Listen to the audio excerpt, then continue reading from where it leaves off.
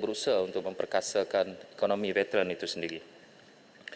Melalui pelan kebajikan kita, kita melihat kepada anggota yang berpencen dan tidak berpencen, khususnya yang berada di bawah paras garis kemiskinan. Sebab itu kalau kita melihat bantuan secara hidup di mana Kementerian Pertahanan melalui JEF telah memperuntukkan sebanyak RM300 sebulan kepada anggota sama ada berpencen tidak berpencen. Setakat ini 18,786 orang dengan jumlah yang dibelanjakan adalah sebanyak RM67.6 juta. Kita juga menyediakan sumbangan khairat kepada anggota dan juga tanggungan yang bernilai RM3,000 bagi veteran dan RM1,500 bagi keluarga. Dan setakat ini kita telah membelanjakan sebanyak RM455,000.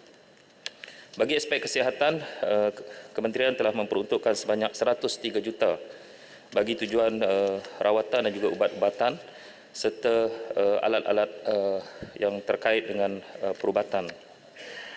Bagi aspek perumahan juga ada 3 inisiatif kita. Pertama adalah pembinaan rumah baru sebanyak 40 buah rumah, 170 bagi pembaikan dan juga 1 anggota 1 rumah, di mana kita memperuntukkan dari segi pembinaan rumah sasa ini 15% diperuntukkan kepada anggota veteran. Dari segi pendidikan, kita memperuntukkan bantuan pendidikan kepada di peringkat rendah dan juga sekolah menengah sebanyak RM557,000 dan kita juga menyediakan bantuan RM1,000 bagi di peringkat diploma dan RM1,500 kepada anggota veteran kepada di peringkat ijazah. Itu antara perkara-perkara yang inisiatif yang kita kemukakan. Dan yang terakhir, di samping itu seperti mana yang diumumkan dalam bajet 2024, di mana kerajaan telah memutuskan supaya anggota ATM, veteran, berpencen dan tidak berpencen diberikan bantuan khas sebanyak RM1,000 yang melibatkan tambahan peruntukan sebanyak RM213 juta. Itu saja jawapan saya. Yang berhormat, soalan tambahan. Terima kasih Tuan Speaker, terima kasih Menteri atas jawapan. Soalan tambahan saya ni, baru-baru ini Persatuan Veteran Segamat yang diketuai oleh Kapten Bersara Tuan Ismail telah membuat kunjungan dan juga menyampaikan beberapa isu yang perlu dibangkitkan. Antaranya adalah dan juga seperti yang dinyatakan oleh Persatuan Veteran Angkatan Tentera Malaysia Dato' Syahrudin Omar, 93% daripada pesara tentera hanya menerima pensyen pada kadar 50%, iaitu 10% lebih rendah berbanding pesara perkhidmatan awam yang lain. Terdapat jurang perbezaan kadar bayaran pensyen bagi pesara tentera sebelum dan selepas 2013 adalah antara 59.30%. Contohnya pesara yang bersara sebelum 2013 dan juga sekarang adalah sangat berbeza.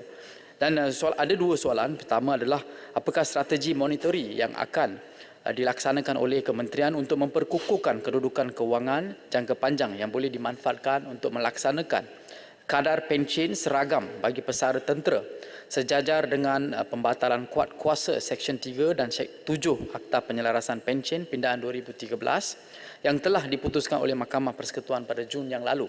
Kedua, bagaimanakah Mampan 25 yang direncanakan oleh LTAT dapat diwujudkan alternatif kewangan yang boleh disalurkan untuk pelaksanaan kenaikan kadar pensyen tahunan, khususnya pensyen bagi pesara tentera yang bersara sebelum tahun 2013. Terima kasih Tuan Speaker. Yang berhormat Menteri. Terima kasih kepada Yang Berhormat Segamat di atas soalan tambahan itu. Seperti mana kita tahu, antara isu yang agak panjang dibicarakan adalah isu pensyen yang terkait dengan tahun 2013, kerana penyelarasan mungkin terkait juga dengan jumlah pensyen yang diterima oleh anggota veteran. Tapi seperti mana yang saya sendiri sebelum ni dah maklumkan kepada Dewan, dalam isu pensyen 2013 itu, sebahagian daripada anggota veteran itu telah membawa kes pensyen ini, penjelasan pensyen ini ke mahkamah. Jadi sebab itu kalau kita di Kementerian Pertahanan, kita tak nafikan bahawa kita secara dasarnya menyerahkan kepada keputusan di peringkat mahkamah itu, dan kerajaan memang mengambil tanggungjawab itu. Adapun sedemikian seperti mana yang disebut tentang strategi kita, bagaimana kita mahu menyelesaikan isu anggota kita sama ada berpencen tak berpencen, ada 2 perkara. Pertama adalah bantuan sara hidup seperti mana yang saya sebutkan tadi. Jadi kita lihat kepada garis kemiskinan itu, semua sama ada berpencen tak berpencen garis kemiskinan itu adalah menjadi teras kita. Jadi di bawah garis kemiskinan itu kita tetap akan membantu melalui bantuan sara hidup.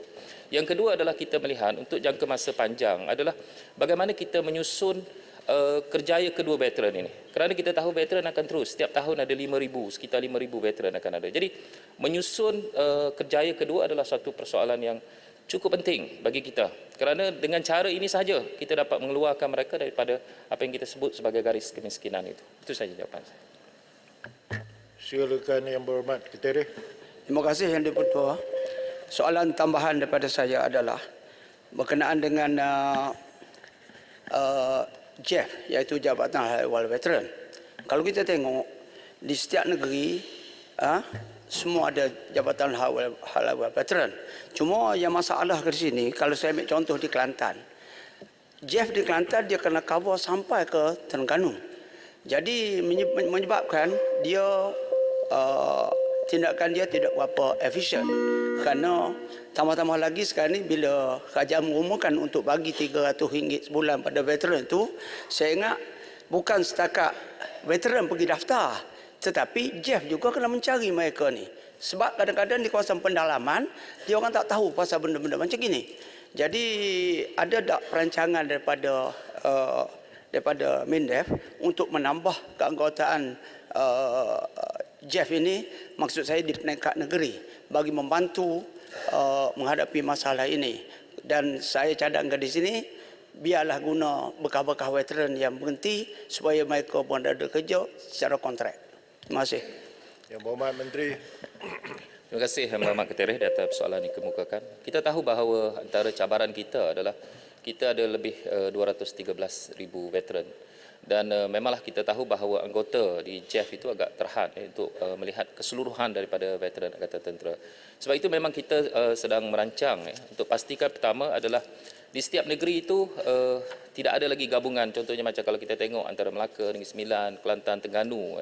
Jadi kalau boleh setiap negeri itu dia mempunyai jawatankuasa di peringkat Jabatan Hal Ehwal Veteran itu sendiri. Ini mungkin salah satu daripada strategi kita. Memang ini sedang kita usahakan. Yang kedua adalah kita sedang menambah kaki tangan melalui program MyStep kita.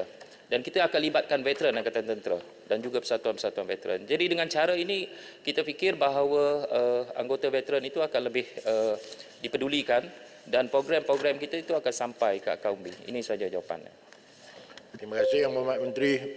Berikutnya dipersilakan Datuk Rosul bin Wahid Yang Berhormat Hulu Terengganu. Terima kasih, Yang Bertua. Assalamualaikum warahmatullahi wabarakatuh. Waalaikumsalam. Beras tiada, gula pun kurang. Nombor 2, perlu jawapan.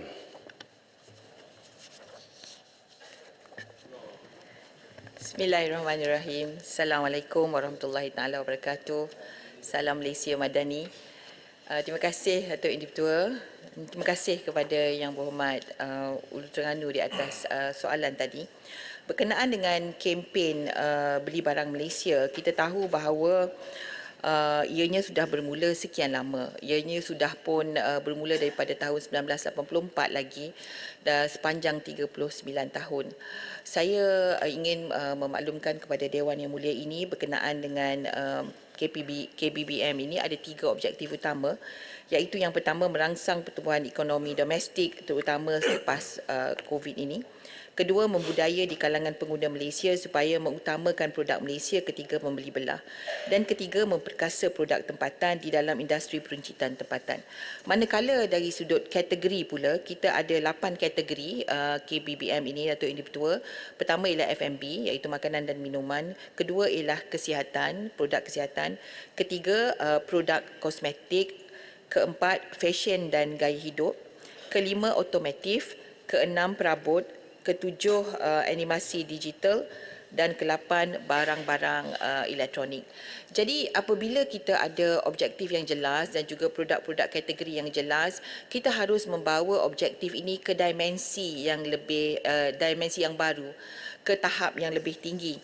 Jadi apa yang dilakukan oleh kementerian sekarang ialah untuk mengenal pasti pasaran baru, contohnya pasaran ekspor, untuk mengenal pasti khidmat nasihat yang boleh kita lakukan untuk memastikan bahawa kita boleh membawa ke tahap yang lebih tinggi semua produk-produk tempatan ini.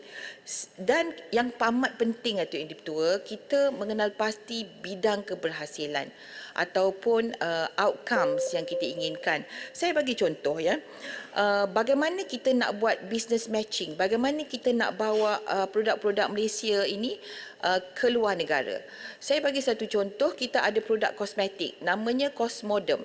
Kita sudah pun dalam rundingan untuk membawa melalui matrik ke satu online platform di India namanya Geomart untuk dipasarkan di dalam di luar negara, di India, ya, melalui platform di sana. Jadi ini contoh business matching, pasaran ekspor yang kita sedang kembangkan. Jadi bidang keberhasilan penting Datuk Yang Dipertua. Jadi soalan Ulu Terengganu, Yang Berhormat Ulu Terengganu berkenaan dengan mega. Mega ini ialah kita lihat kepada skala, ya, kepada skala dan benchmark yang diberikan oleh Ulu Terengganu. Terima kasih Ulu Terengganu sewaktu Ulu Terengganu di kementerian dulu ada mencadangkan ya supaya kita benchmark kepada program-program seperti MAHA. Kita showcasekan produk-produk Malaysia.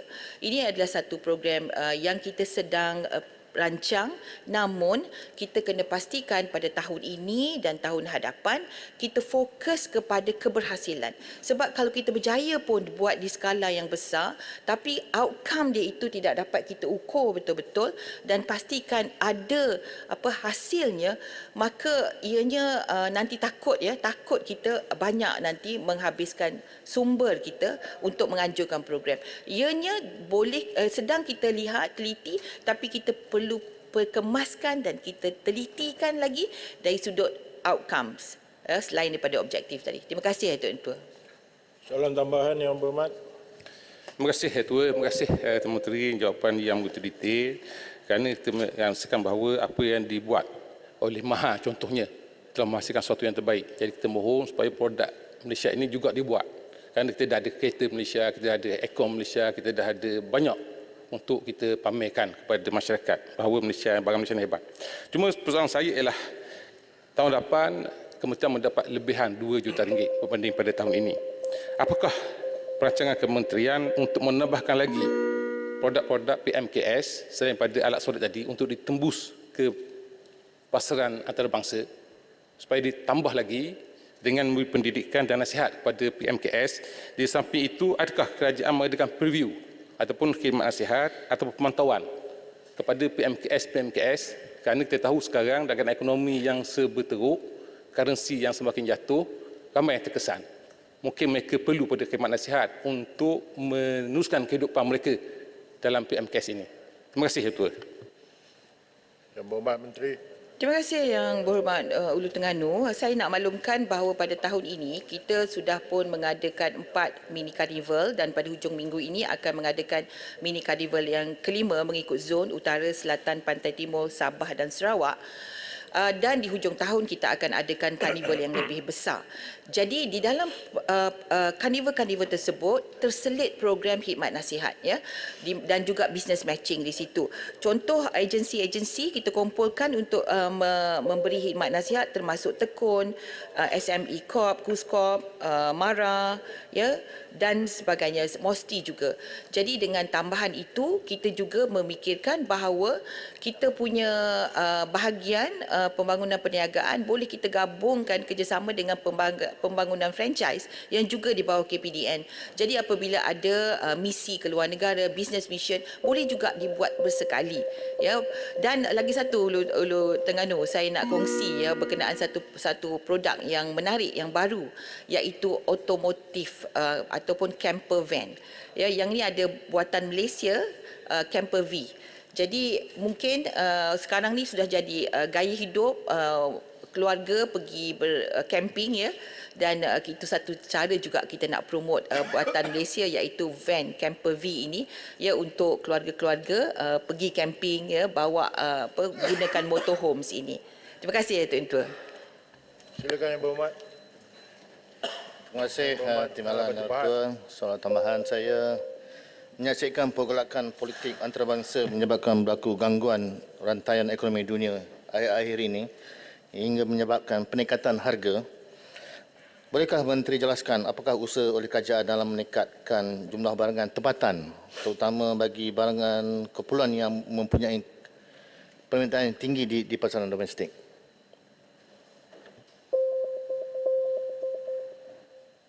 Okey, Batu Pahat, saya sebut tadi, terima kasih Batu Pahat. Saya sebut tadi memang ini apabila kita kadang-kadang kita dengar ada masalah untuk membantu industri PMKS ni, kadang-kadang ada permintaan tetapi mereka tak ada kapasiti.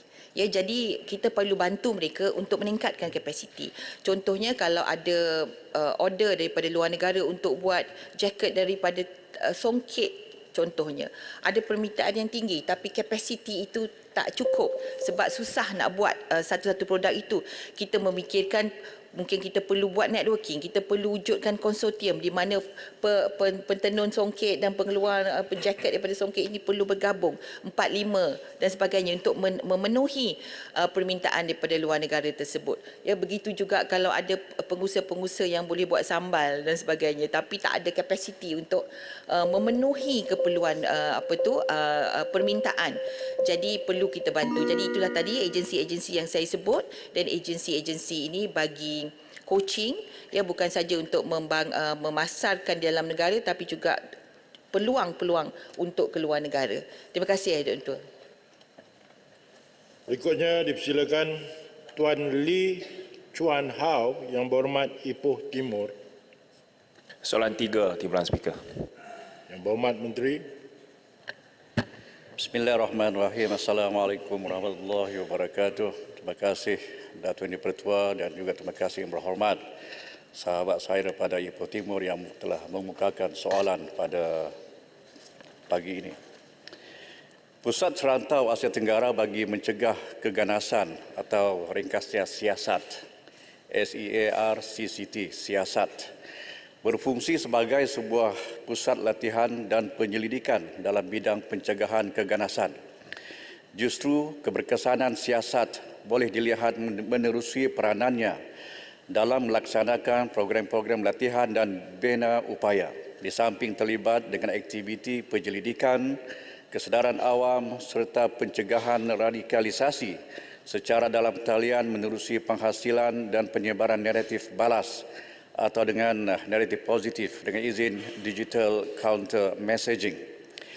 Bagi tempoh Januari 2018 hingga Ogos 2023, Siasat telah melaksanakan 116 program yang memberi manfaat kepada 4,886 orang peserta daripada pelbagai kumpulan sasar seperti pegawai-pegawai kerajaan, penguatkuasa undang-undang dan masyarakat awam, termasuklah ahli akademik, golongan belia, pelajar universiti dan organisasi masyarakat sivil dengan izin Civil Society Organizations (CSOs) dari dalam dan luar negara.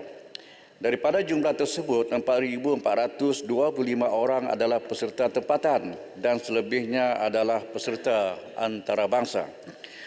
Program-program ini berjaya meningkatkan pengetahuan dan keupayaan para peserta dalam bidang pencegahan keganasan dan telah dilaksanakan dengan kerjasama pelbagai organisasi termasuklah agensi peneraju dalam bidang menentang keganasan, pihak swasta, institusi pendidikan, pertubuhan pemikir dengan izin think tanks dan CSOs dari dalam dan luar negara. Siasat juga telah memperkenalkan program syarahan bersiri University Lecture Series ULS yang bertujuan membina dengan izin mental firewall dalam kalangan pelajar IPTA dan IPTS agar mereka tidak mudah terpengaruh dengan ideologi ekstremisme ganas. Selain itu,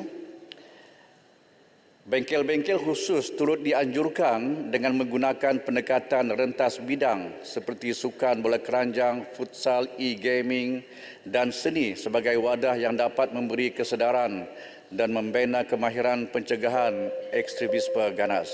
Siasat juga telah melaksanakan kempen-kempen naratif positif yang memfokuskan nilai-nilai murni seperti perpaduan, belas kasihan dan toleransi sekaligus meningkatkan daya tahan digital, komuniti dan dalam media sosial, terutamanya Facebook, pada 2019 hingga Disember 2022 dan diperluaskan kepada aplikasi Instagram, Twitter dan YouTube sejak 2019 dan TikTok dan Discord sejak 2022. Pada tahun ini, siasat telah meraihkan ulang tahun ke-20 penubuhannya dengan izin dengan penganjuran Siasat International Conference yang bertemakan dengan izin Building Digital Resilience in Preventing and Countering Violent Extremism serta satu program belia iaitu Bengkel Serantau Sharing Together for Online Resilience Among Youth pada bulan Jun 2023. Siasat akan terus menggiatkan usaha-usaha untuk merancang dan melaksanakan program yang sentiasa peka terhadap arus perkembangan agar menjadi sebuah pusat latihan dan penyelidikan dalam bidang pencegahan keganasan. Usaha-usaha yang ini akan terus kita libatkan semua pihak atau pendekatan dengan izin whole of government and whole of society approaches. Sekian dan terima kasih. Soalan tambahan yang berhormat. Terima kasih Timbalan Speaker. Jawapan mantap, menyeluruh dan mendalam. Namun saya mohon sedikit tambahan maklumat berkenaan dengan tadi disebutkan dan disenaraikan banyak program-program yang bersifat violent extremism. Saya nak mohon Yang Berhormat Timbalan Menteri untuk memberi sedikit huraian tentang secara spesifik program-program apa yang memang untuk menangani dan mendalami isu-isu violent extremism dan juga sama ada pihak kementerian berhasrat untuk menambah penjawatan dan juga secara khususnya penyelidik dan researchers dengan izin berkenaan dengan non-violent extremism atau political extremism. Sebab isu ni non-NVE dengan political extremism semakin membiak dalam masyarakat kita. Sekian. Silakan Yang Berhormat Menteri. Terima kasih Yang Berhormat Ipoh Timur. Memang banyak program-program yang telah pun dianjurkan oleh siasat. Antaranya kalau saya boleh tambah lagi sebagaimana Yang Berhormat minta tadi ialah kita juga mengadakan bengkel kimia, biologi, radiologi, nuklear dan bahan letupan. Terrorism Awareness and Medical Emergency Consequence Management Workshop. Kenapa kita buat program ini, Datuk Speaker? Ialah kita ingin memberikan bimbingan, latihan kepada para pegawai kita bagaimana untuk mengendalikan on medical emergency yang berkaitan dengan bahan letupan, kimia dan sebagainya. Ini penting. Dan kita juga telah mengadakan program-program lain seperti forum kenegaraan di mana kita sentiasa buat program ini setiap tahun pada bulan kemerdekaan dan kita libatkan secara holistik para pelajar IPTA dan juga masyarakat sivil. Selain daripada itu, kita juga mengadakan Sports for Enhancing Resilience and Amplifying Social Inclusion dan program Sports in Enhancing and in Promoting Authentic Diversity for Unity. Ini juga program kita buat sentiasa kita melihat dan keperluan dan penglibatan semua pihak. Termasuk juga Kementerian Belia dan Sukan. Program Pembangunan Pertubuhan Bangsa-Bangsa Bersatu UNDP dan perwakilan diplomatik asing. Kita juga buat program secara bersama untuk yang ini. Dan atas saranan Yang Berhormat tadi untuk kita menambah lagi beberapa research atau para pegawai di siasat ini saya bersetuju. Memang ada keperluan untuk kita menambah penyelidik dan para pegawai untuk melancarkan lagi fungsi-fungsi, pelaksanaan fungsi-fungsi siasat di dalam Kementerian Luar Negeri. Jadi, Yang Berhormat Datuk Speaker, sebahagian daripada program kita juga Yang Berhormat Ipoh Timur, kita juga menerbitkan beberapa jurnal, monograf, rencana dan kobek mesra sebagai didikan kepada masyarakat kita. Sekian dan terima kasih. Yang Berhormat, silakan Yang Berhormat. Terima kasih Tuan Yang Ketua. Saya nak bertanya kepada Timbalan Menteri berkenaan dengan adakah pihak kerajaan ada hasrat untuk melihat beberapa undang yang berkaitan dengan keganasan ini, antaranya ialah Undang-Undang Akta Pencegahan Keganasan POTA 2015 dan juga Undang-Undang Langkah Khas Menentang Keganasan Akta Negara Asing Semata 2015. Jadi adakah pihak kerajaan berhasrat untuk menambah baik undang-undang keganasan yang ada dalam negara? Terima kasih. Yang Berhormat Menteri. Terima kasih Yang Berhormat. kita melihat tentang keperluan itu dan Kementerian Luar Negeri akan sentiasa facilitate untuk memudahkan mana-mana agensi kerajaan yang terlibat. Dalam akta-akta yang disebutkan oleh Yang Berhormat tadi itu adalah akta di bawah agensi atau kementerian yang lain seperti MKN ataupun KDN. Tetapi jika ini diperlukan, kita sentiasa memberikan input, pandangan dan nasihat kepada mana-mana kementerian yang ingin menambah baik ataupun meminda barangkali tentang akta-akta yang sedia ada. Terima kasih. Berikutnya dipersilakan Datuk Seri Ikmal Hisham bin Abdul Aziz Yang Berhormat Tanah Merah. Bismillahirrahmanirrahim. Assalamualaikum warahmatullahi wabarakatuh. Pagi-pagi makan ubat. YDP dah makan ubat dah, YDP. Yang dia betul dah makan ubat dah, vitamin ke? Pagi-pagi makan ubat. Live TikTok dah tak boleh buat. Itu yang ramai MP berempat. Soalan saya nombor 4. Yang Berhormat Menteri.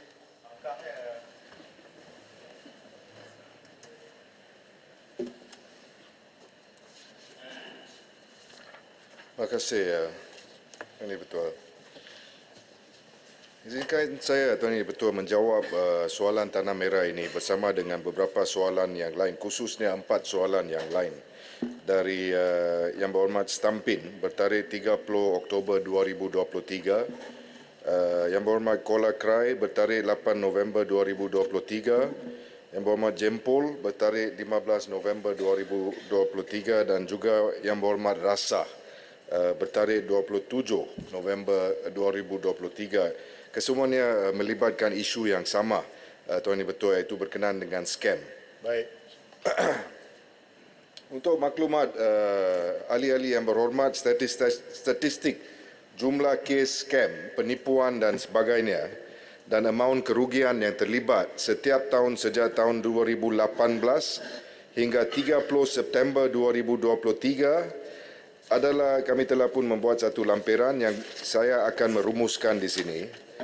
Sejak 2018, Tuan Betul, statistiknya pada tahun tersebut terdapat 25,609 kes sedemikian, di mana jumlah kerugiannya pada masa itu mencecah lebih 23 bilion, 23.924 bilion pada masa itu.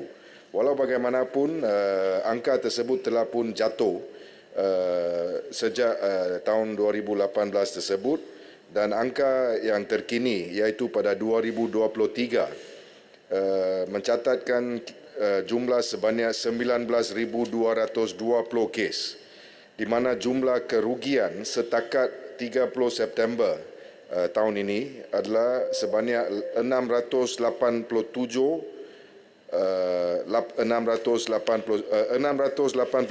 juta 689,147.16 ribu 687 dengan izin million, as I have just stated the amount in full earlier. Jadi ini menunjukkan bahawa kes-kes ini dan jumlah kerugian ini telah pun menurun. Berhubung pendakwaan dan hukuman dalam kes skam dari tahun 2021 hingga Julai 2023, sebanyak 183 pertuduhan telah dibuat di bawah Seksyen 417 Kanun Keseksaan, di mana sebanyak 617 orang telah pun dijatuhkan hukuman dan sebanyak 22,837 pertuduhan telah dibuat di bawah Seksyen 420 iaitu dengan izin cheating Kanun Keseksaan dengan sebanyak 2,221 orang yang telah pun dijatuhkan hukuman. Tindakan serta langkah yang telah dan bakal diambil oleh Kerajaan Perpaduan dalam menangani jenayah skam adalah seperti berikut. Di bawah pertamanya Pusat Anti Jenayah Kewangan Kebangsaan ataupun the National Anti-Financial Crime Centre, NFCC, telah menerajui penubuhan Pusat Respons Scam Kebangsaan, National Scam Response Centre ataupun NSRC, yang telah mula beroperasi pada 12 Oktober 2022 Keberkesanan NSRC dapat dilihat di mana daripada Oktober 2022 hingga 30 September tahun ini sebanyak 53,783 panggilan telah diterima oleh NSRC tersebut yang merangkumi laporan kes-kes penipuan dan khidmat nasihat kepada orang ramai. Pada masa ini kajian juga dilaksanakan bagi memperkukuhkan lagi pengoperasian NSRC agar struktur organisasi NSRC lengkap dan tersusun dengan perjawatan, kemudahan, peralatan yang mencukupi dan sistem yang terjamin. Keselamatannya termasuklah kesediaan untuk beroperasi selama 24 jam. Berhubung hal ini seperti mana yang diumumkan baru-baru ini oleh Yang Amat Berhormat Perdana Menteri semasa pembentangan Pelanjawan 2024 di Dewan Rakyat, peruntukan kepada NSRC bagi tahun 2024 telah ditingkatkan daripada 10 juta kepada 20 juta, an increase of 10 million dengan izin Tuan Yang Bertuah. Peningkatan dalam jumlah peruntukan ini mencerminkan pendirian yang teguh kerajaan dalam membantras jenayah skam ini. Selain itu, bagi memantapkan lagi usaha-usaha kerajaan dalam memerangi jenayah ini yang semakin kompleks, NSRC sedang meneliti beberapa peruntukan undang-undang yang sedia ada yang perlu dipindah termasuk Akta Pencegahan Pengubahan Wang Haram, Pencegahan Pembiayaan Keganasan dan hasil daripada aktiviti haram 2001, Kanun Keseksaan dan juga Kanun Tata Cara Jenayah. Berhubung dengan PDRM telah mewujudkan laman web semak mule dengan izin Tuan Yang Bertuah bagi kemudahan orang awam membuat semakan ke atas akaun bank dan nombor telefon yang pernah ada laporan polis atau terlibat dengan siasatan pihak polis. Dalam pada itu menerusi NSRC, setakat ini sebanyak 5,924 kes siasatan telah dibuka oleh PDRM bagi kesalahan penipuan di bawah Seksyen 420 tersebut.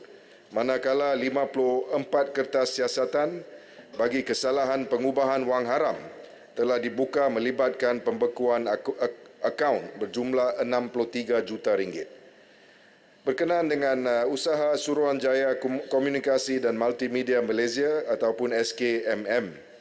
SKMM telah berjaya mengambil tindakan dalam menyekat sebanyak 2.6 bilion panggilan yang disyaki terlibat dalam perlakuan jenayah atas talian. Jumlah tersebut adalah setakat September 2023. Secara bersepadu dengan NSRC pula, SKMM telah mengambil tindakan sekatan nombor telefon yang digunakan oleh scammers. Dari Oktober 2022 hingga Ogos tahun ini, sebanyak 1,732 kes telah pun diterima dan dirujuk kepada SKMM. 134 nombor talian telah ditamatkan kerana terlibat dengan aktiviti penipuan dan 21 nombor talian yang meragukan telah pun disekat. SKMM juga turut menyekat laman sesawang bagi menghentikan atau mencegah pelakuan kesalahan di bawah undang-undang negara termasuk aktiviti berkaitan penipuan dan skam.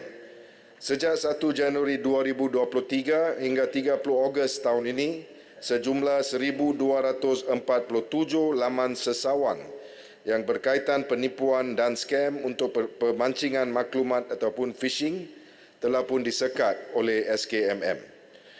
Berkenaan dengan usaha-usaha Bank Negara Malaysia, BNM turut memainkan peranan dalam memerangi jenayah skam dari segi langkah pencegahan dan inisiatif kesedaran awam. Dalam hal ini, pertamanya BNM telah menetapkan keperluan untuk bank-bank memastikan kawalan dan standard keselamatan mereka sentiasa berada pada tahap tertinggi pada setiap masa, terutamanya bagi perkhidmatan pembankan internet dan mudah alih. Antara tindakan tersebut termasuklah pengenalan dengan izin kill switch dan pendaftaran satu peranti sahaja untuk pengesahan transaksi perbankan dalam talian. Keduanya, Tuan Yang Bertuah, Selain itu, BNM juga membangunkan portal fraud kebangsaan ataupun dengan izin National Fraud Portal, NFP, yang dijangka siap menjelang pertengahan tahun 2024. Melalui NFP ini, proses penjejakan dan dana akaun akan diotomasi bagi mempercepatkan tempoh pengesanan dan pembekuan dana yang ditipu. Tuan Yang Bertuah akhir kata kerajaan sentiasa berkomited dalam memerangi jenayah skam dan akan mengambil semua tindakan serta langkah yang wajar dan perlu dalam membasmi jenayah ini. Sekian, terima kasih. Yang berhormat, soalan tambahan. Oi, soalan panjang lebar. Nak tanya soalan pun dah tak boleh dah. Saya tanya. Apa pun yang berhormat Timbalan Menteri daripada Bukit Gelugor, baguslah, yes, dan yang mahu beritahu daripada 2018 dulu 23.9 bilion, now 2020-23 dah turun 687 juta yang kerugian yang dialami oleh mangsa-mangsa ni. Tapi ia masih 687 687 juta ni masih angka yang tinggi. Jadi dan malah pada Jun yang lalu saya tahu Timbalan Menteri Kewangan ada maklum seramai 22,000 pesara kerajaan telah menjadi mangsa yang melibatkan 850 juta. Jadi kesian pada pesara-pesara ni, mereka dah bertugas, bila dah pencen kena tipu lagi.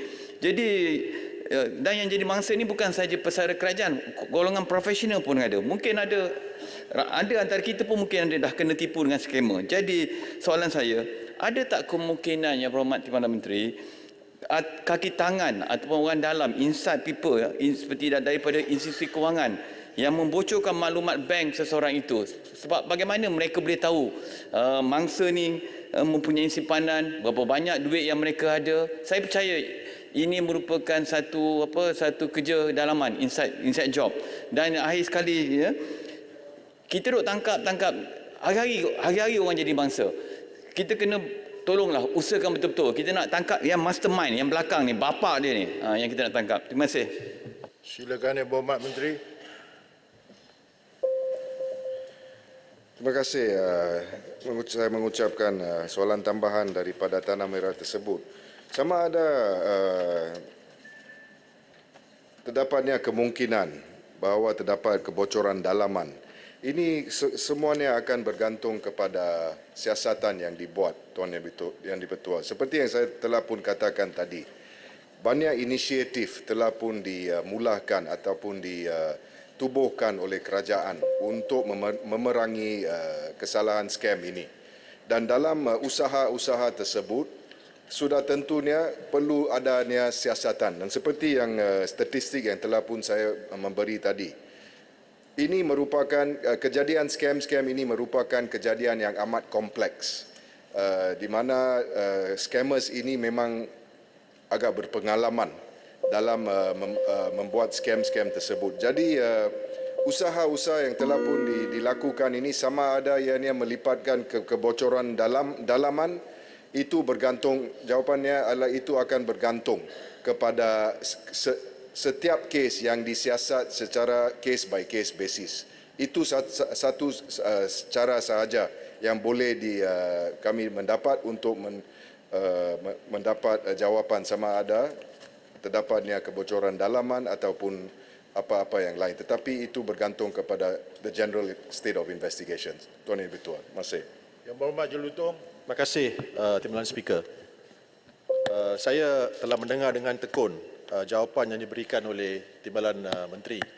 Memang kita berpuas hati bahawa tindakan-tindakan sedang diambil dengan pantas.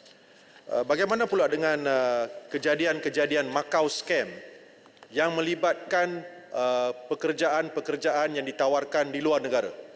Baru-baru ini berlaku satu kejadian di negara Amerika Selatan, Peru, di La Molina, di mana 43 rakyat Malaysia terkandas di situ dengan tawaran jawatan atau kerja, tetapi bila mereka sampai di situ memang tidak ada apa-apa kerja ditawarkan, malahan mereka telah pun dicolek dan juga ada wang tebusan diminta. Kejadian ini bukan pertama kalinya berlaku di South America, Amerika Selatan. tetapi seringkali berlaku di Cambodia, di Vietnam dan di negara-negara lain.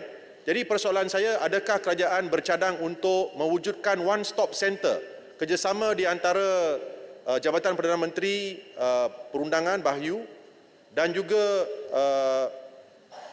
dengan kementerian-kementerian lain, kementerian luar negara umpamanya, untuk memastikan sebelum rakyat Malaysia meninggalkan negara ini, mereka boleh memeriksa sama ada syarikat yang menawarkan jawatan itu benar-benar wujud, sahih dan boleh menawarkan jawatan yang ditawarkan melalui portal-portal dan sebagainya.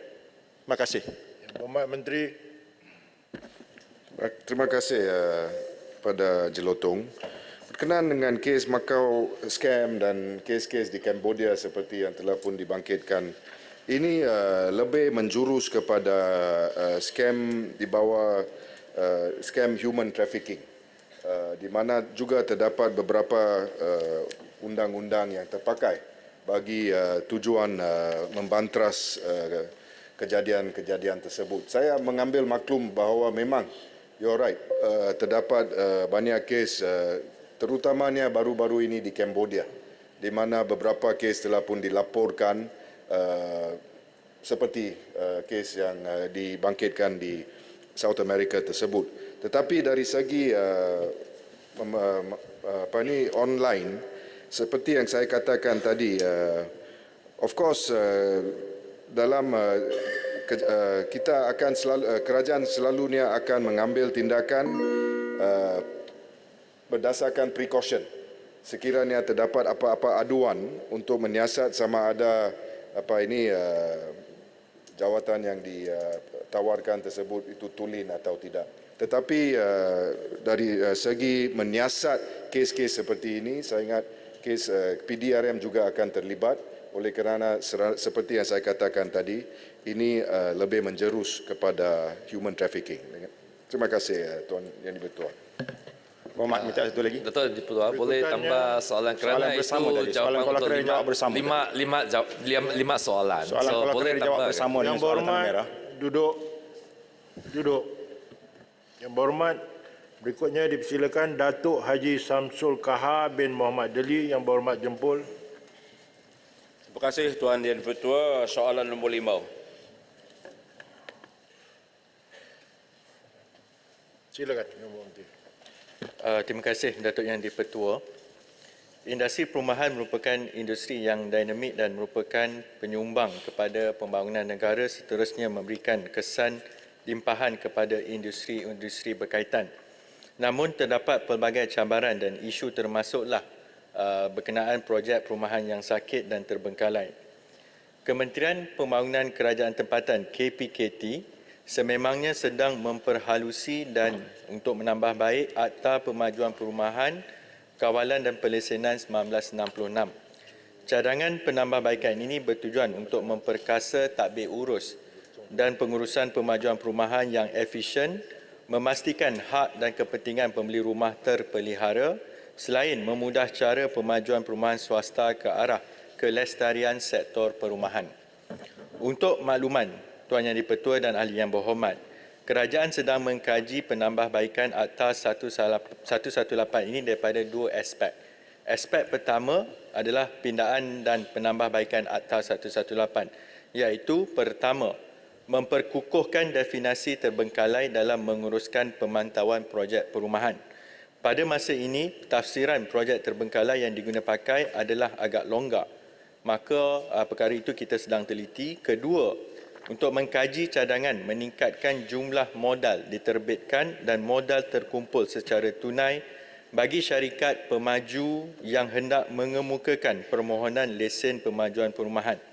Peningkatan jumlah ini semoga dapat memastikan pemaju yang mempunyai kedudukan kewangan yang kukuh dan rekod pelaksanaan penyempurnaan projek yang baik sahaja dapat menjadi pemain industri. Ketiga, untuk menyenarai hitam nama pengarah syarikat yang menyebabkan projek terbengkalai dan projek sakit. Selain itu, pemaju yang gagal membayar kompaun, ingkar award tribunal pembeli rumah dan melaksanakan pemajuan perumahan tanpa lesen juga disenarai hitam dan tidak boleh memohon lesen pemajuan perumahan dan permit iklan dan jualan. Keempat, memperkenalkan kontrak option dengan izin option to purchase pra perjanjian jual beli dengan syarat terperinci. Kontrak option ini menyediakan ruang keluar di pihak pemaju dan juga pembeli rumah dan tidak melibatkan implikasi kewangan yang tinggi sekiranya pemajuan perumahan tersebut tidak dapat diteruskan disebabkan pemaju gagal mendapatkan jumlah jualan yang disasarkan di dalam satu tempoh masa. Aspek kedua adalah untuk kita meminda peraturan di bawah Akta 118.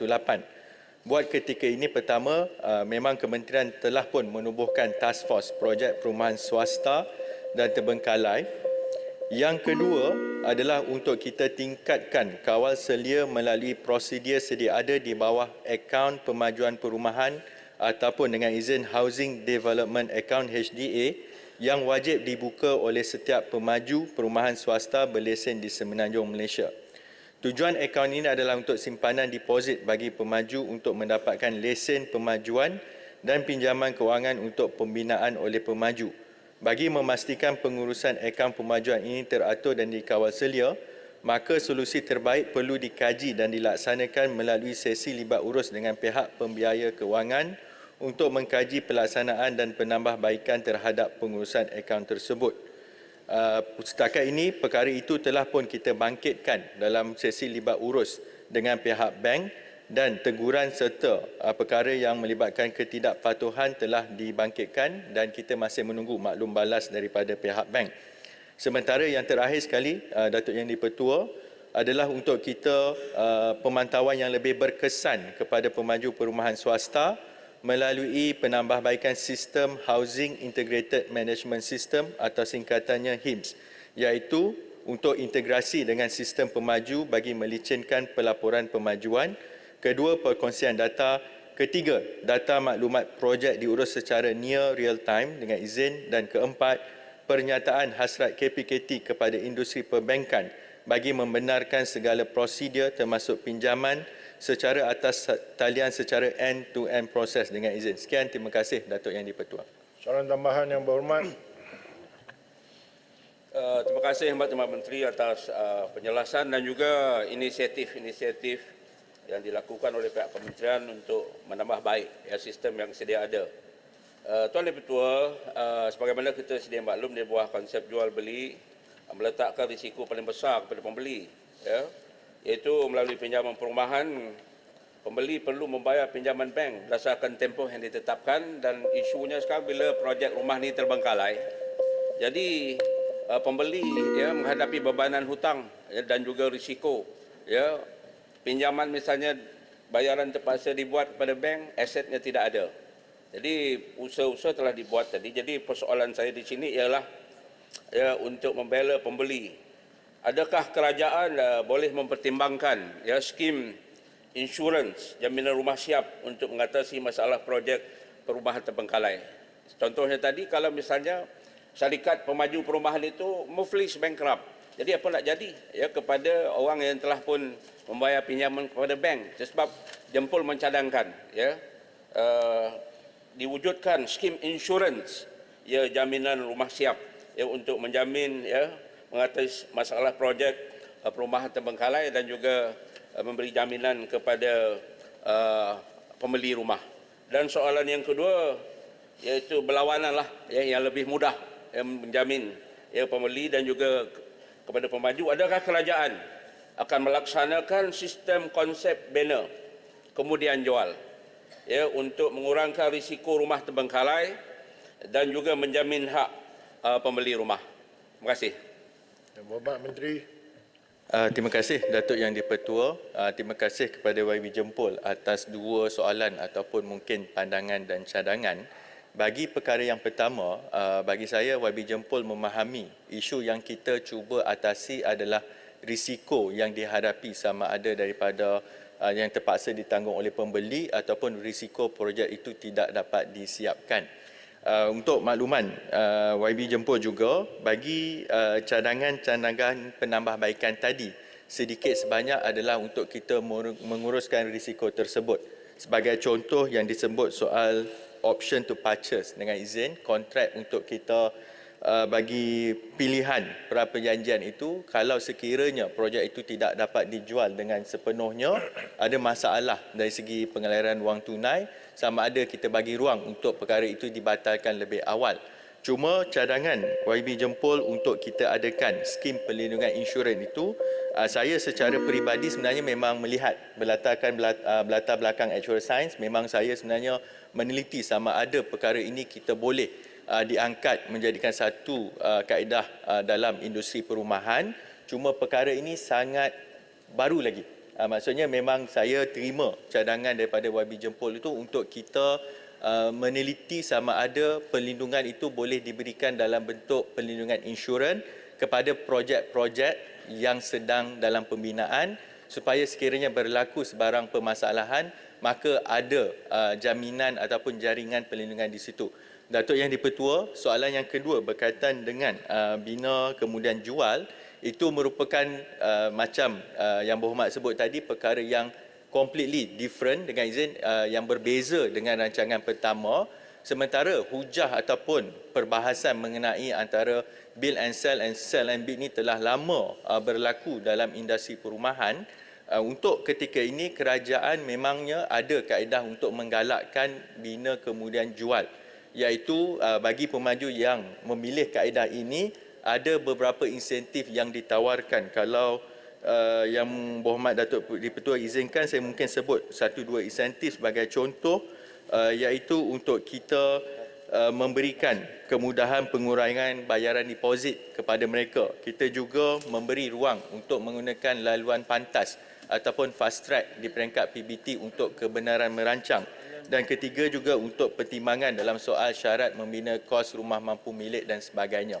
Maka saya menyambut baik pandangan YB Jempol dan perkara itu kita akan teliti dari semasa ke semasa. Terima kasih Datuk Yang di-Pertua. Terima kasih Menteri. Silakan Yang Berhormat. Terima kasih Mas. Terima kasih Datuk Yang di-Pertua. Saya ucap tahniah Perdana Menteri. Saya nampak rajin turun ke bawah memantau projek-projek yang terbengkalai. Soalan saya ada sedikit kaitan dengan soalan yang diajukan tadi dari sudut yang berlainan, iaitu berkenaan dengan projek perumahan yang gagal untuk dijual. Setakat manakah kajian kerajaan untuk memperkenalkan vacancy tax, iaitu cukai apabila projek perumahan ini gagal dijual, kita kenakan vacancy tax, yang saya fikir perkara ini telah dibincangkan agak lama di negara kita Malaysia pada hari ini. Dan setakat manakah kerajaan memperkenalkan nilai ataupun kita panggil satu ciri-ciri yang khusus untuk rumah yang dibina, sebab hari ini banyak rumah yang dibina 700 kaki persegi pun ada dan hanya 2 bilik. Itu tidak mesra dari sudut institusi kekeluargaan. Minta komen Yang Berhormat. Terima kasih. Terima kasih Datuk Yang di-Pertua. Terima kasih kepada YB Pasir Mas atas soalan yang dikemukakan. Bagi isu yang pertama, soal rumah yang telah pun siap, sebab dalam konteks kita bincang sekarang ini adalah projek yang sakit, terbengkalai ataupun yang gagal disiapkan. Bagi kaedah rumah yang telah siap, mungkin ada isu dari segi kekosongan rumah tersebut tidak diisi, maka perbincangan itu berbeza. Cuma untuk bagi pandangan Yang Berhormat tadi, sama ada perkara ini dilaksanakan ataupun tidak, kita boleh rujuk kepada belanjawan yang baru diumumkan. Memang tidak adalah bagi jawapan kepada Yang Berhormat Pasir Mas, dan perkara cukai ini melibatkan juga Kementerian Kewangan. Cuma perkara yang kedua dari segi sama ada kesesuaian pembinaan rumah tersebut, memang antara cabaran yang kita kena pastikan adalah supaya rumah yang dibina itu adalah kondusif dan selesa mengikut keperluan dan permintaan daripada sama ada pasaran, manakala untuk pihak kerajaan memang kita tumpukan kepada pembinaan rumah mampu milik. Bagi pandangan mengenai saiz sama ada itu terlalu kecil ataupun besar, sama ada konsep SOHO ataupun tidak, itu sememangnya pihak pemaju perlu membuat dari segi analisa keperluan pasaran yang mereka kemukakan. Jadi yang itu kalau nak dikatakan sama ada itu adalah ketentuan di pihak kementerian, sama ada rumah saiz yang berhormat sebut tadi boleh dijual ataupun tidak, perkara sebenarnya tidak timbul lah. Sebab sama ada unit itu mendapat permintaan daripada pasaran, pemaju sememangnya perlu menjalankan kajian sebelum mereka memulakan projek tersebut. Sebab kalau tidak, perkara itu mungkin tidak boleh dijual. Terima kasih, Datuk Yang di-Pertua. Berikutnya dipersilakan Tuan Hassan bin Saad yang berhormat baling. Assalamualaikum warahmatullahi wabarakatuh. Tuan Yang di-Pertua, soalan saya nombor 6. Yang berhormat Menteri. Terima kasih Datuk Yang Pertua, terima kasih kepada Yang berhormat sahabat saya balik. Angkatan Pertahanan Awam Malaysia APM telah melaksanakan langkah-langkah bagi memperkasakan dan meningkatkan mutu pencapaian perkhidmatan dengan lebih berkesan, terutamanya dari segi peningkatan bilangan anggota terlatih dan juga pertambahan aset dan logistik serta menjaga kebajikan anggota sukarela melalui kenaikan kadar allowance dan penyediaan kemudahan-kemudahan yang lain. Yang berhormat baling, dalam perbelanjaan 2024 ini, Yang berhormat Perdana Menteri turut mengumumkan peruntukan sebanyak 194 juta kalau dibandingkan pada tahun sebelumnya ialah sebanyak RM174 juta, penambahan sebanyak 20 juta. Ini membuktikan komitmen kerajaan dalam memperkasakan lagi APM di negara kita. Bagi tujuan pengukuhan jawatan APM yang APM telah dikemukakan permohonan penstrukturan semula perjawatan pada peringkat negeri dan daerah. Permohonan tersebut merangkumi cadangan kenaikan grade pengarah pertahanan awam negeri, pegawai pertahanan awam daerah bagi melaksanakan tugas-tugas pertahanan awam termasuk peranan sebagai sekretariat kepada jawatan kuasa pengurusan bencana peringkat negeri dan daerah yang diproduksikan oleh Setiausaha Kerajaan Negeri atau pegawai daerah. Di samping itu, permohonan APM bagi melantikkan secara kontrak seramai 1,501 jawatan yang melibatkan grade 11 hingga grade 19 akan dibentangkan oleh Jabatan Perkhidmatan Awam GPA kepada Kementerian Kewangan Malaysia untuk dipertimbangkan dan mendapat kelulusan yang berhormat baling. Selain dari itu juga berikutan perolehan aset ambulan pecuan 4 roda, APM telah menerima waran penjawatan KP19 seramai 96 orang daripada keseluruhan kelulusan 192 perjawatan untuk fasa 1 dan APM telah mengemukakan permohonan pengisian perjawatan tersebut kepada Suruhanjaya Perkhidmatan Awam SPA. Dari segi pembekasaan logistik pula, perolehan kenderaan operasi jenis pecuan 4 roda 4-wheel drive sebanyak 46 buah dan kenderaan medical jenis ambulans 4-wheel drive sebanyak 100 buah telah berjaya dilaksanakan serta akan diagih kepada pejabat-pejabat APM di seluruh Malaysia.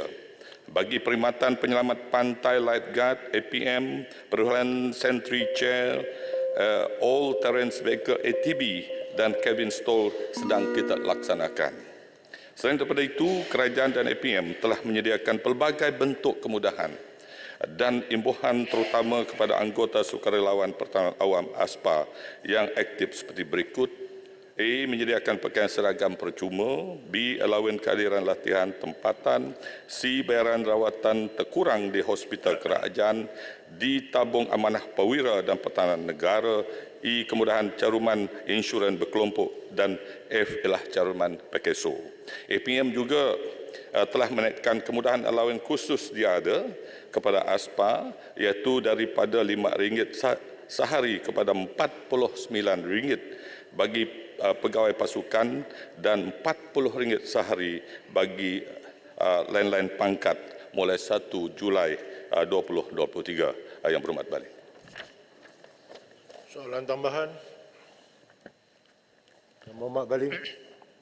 Terima kasih Yang Berhormat Menteri yang telah pun memberi jawapan yang sangat baik dan ada beberapa perkara ingin saya sebutkan.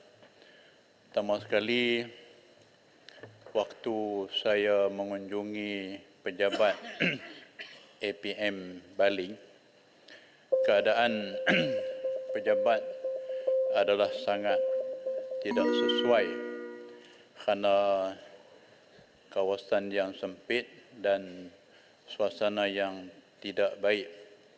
Yang kedua ialah peralatan bukan saja tidak mencukupi, tetapi yang ada itu sudah pun uzur yang perlu digantikan segera. Yang ketiga, Menteri ada sebut untuk menyediakan kenderaan 4x4 dan saya harap Bali akan dapat satu. Dan akhir sekali ialah bantuan khas kepada anggota-anggota sukarela perlu diberikan seperti mana anggota penjawat awam yang lain. Terima kasih Menteri. Terima kasih sahabat saya Bali. Saya di Sarawak, saya telah melawat seluruh pejabat-pejabat APM dan keadaan juga begitu. Jadi kita telah angkatkan perkara itu kepada Kementerian Kewangan dalam bajet yang 2024 ini, dan supaya setiap pejabat-pejabat dinaik taraf. Saya perlu seorang manusia, saya perlu kesian dengan pegawai-pegawai kita. Yang kedua mengenai peralatan usul itu, Baling kita sentiasa dalam penyelenggaraan setiap kenderaan-kenderaan. Untuk Baling saya ingat kenderaan lori 3 tan ada 2, ambulan 1, four-wheel drive 1. Dan dalam semua anggota operasi kita 21 orang untuk Baling lah.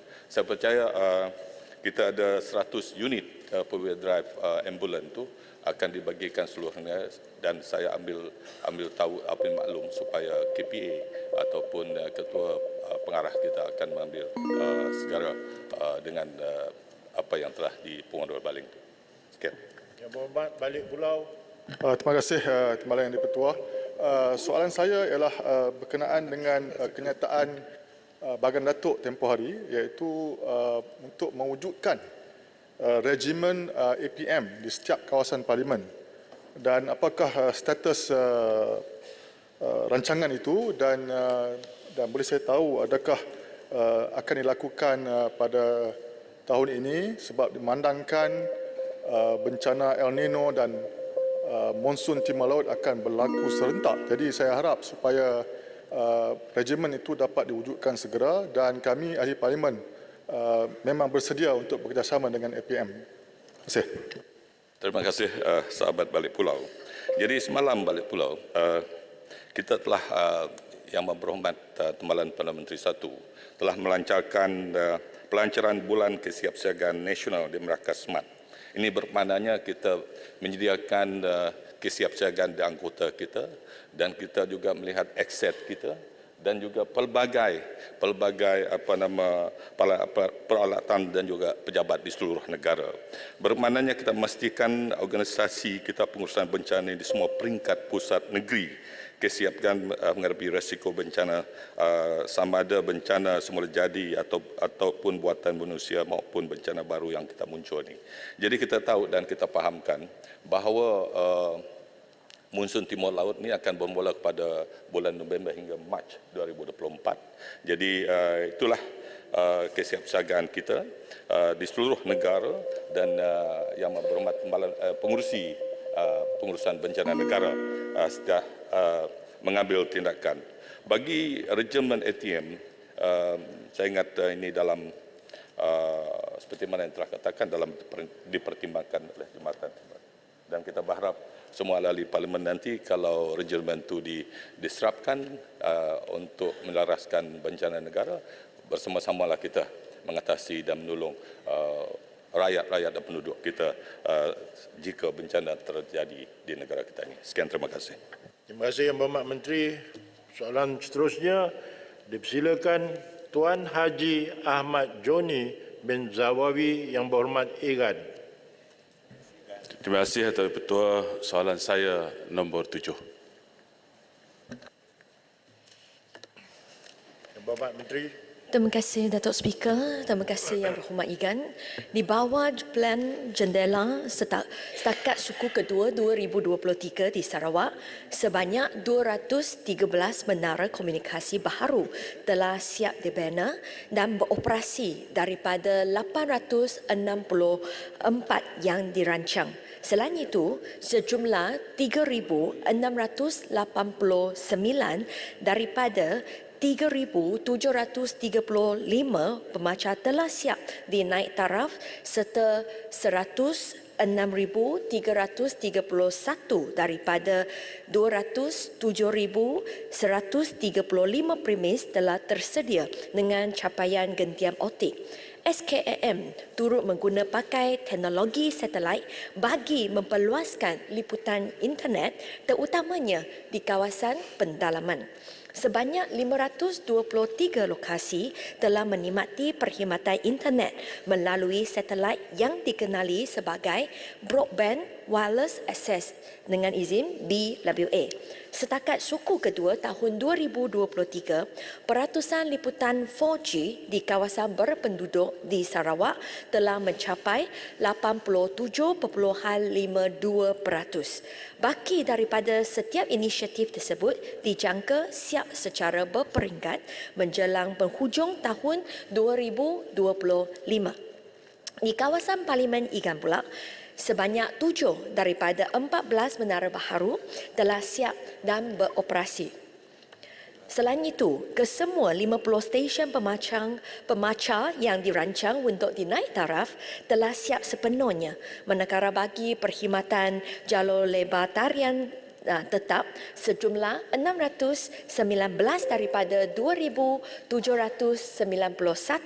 premis yang dirancang telah tersedia dengan sambungan gentian optik dan kesemua 2 lokasi perkhidmatan BWA yang dirancang juga telah siap dan beroperasi. Di bawah sasaran jendela, SKMM sedang merangka solusi yang bersesuaian menggunakan pelbagai teknologi bagi penyediaan perkhidmatan internet bagi baki di kawasan berpenduduk yang masih belum mendapat liputan. Terdapat pelbagai kekangan yang dihadapi oleh SKMM serta penyedia perkhidmatan komunikasi di dalam melaksanakan inisiatif perluasan liputan internet di kawasan pendalaman. Antaranya adalah faktor taburan penduduk yang berselerak dengan kepadatan penduduk yang rendah, akses melalui sungai dan jalan yang tidak boleh dilalui jentera berat, serta kawasan-kawasan di mana tiada bekalan elektrik tetap tersedia bagi kegunaan menara komunikasi. Sekian jawapan saya. Terima kasih Datuk Yang di-Pertua. Soalan tambahan Yang Berhormat Igan. Terima kasih Datuk Yang di-Pertua. Terima kasih Yang Berhormat Timbalan Menteri atas jawapan terperinci yang telah diberikan, terutama sekali untuk kawasan Parlimen Igan, di mana disebut tadi 47 daripada 14 menara baru telah dilaksanakan dan kesemua 50 stesen pemancar telah dilaksanakan dan harap projek-projek lain dapat dilaksanakan mengikut yang telah dijadualkan. Yang Berhormat Timbalan Menteri, soalan tambahan saya ialah mengenai projek Point of Presence ataupun titik kehadiran di kawasan Parlimen Igan. Jadi saya nak tanya, bilakah projek Point of Presence ini untuk kawasan Igan akan siap dilaksanakan?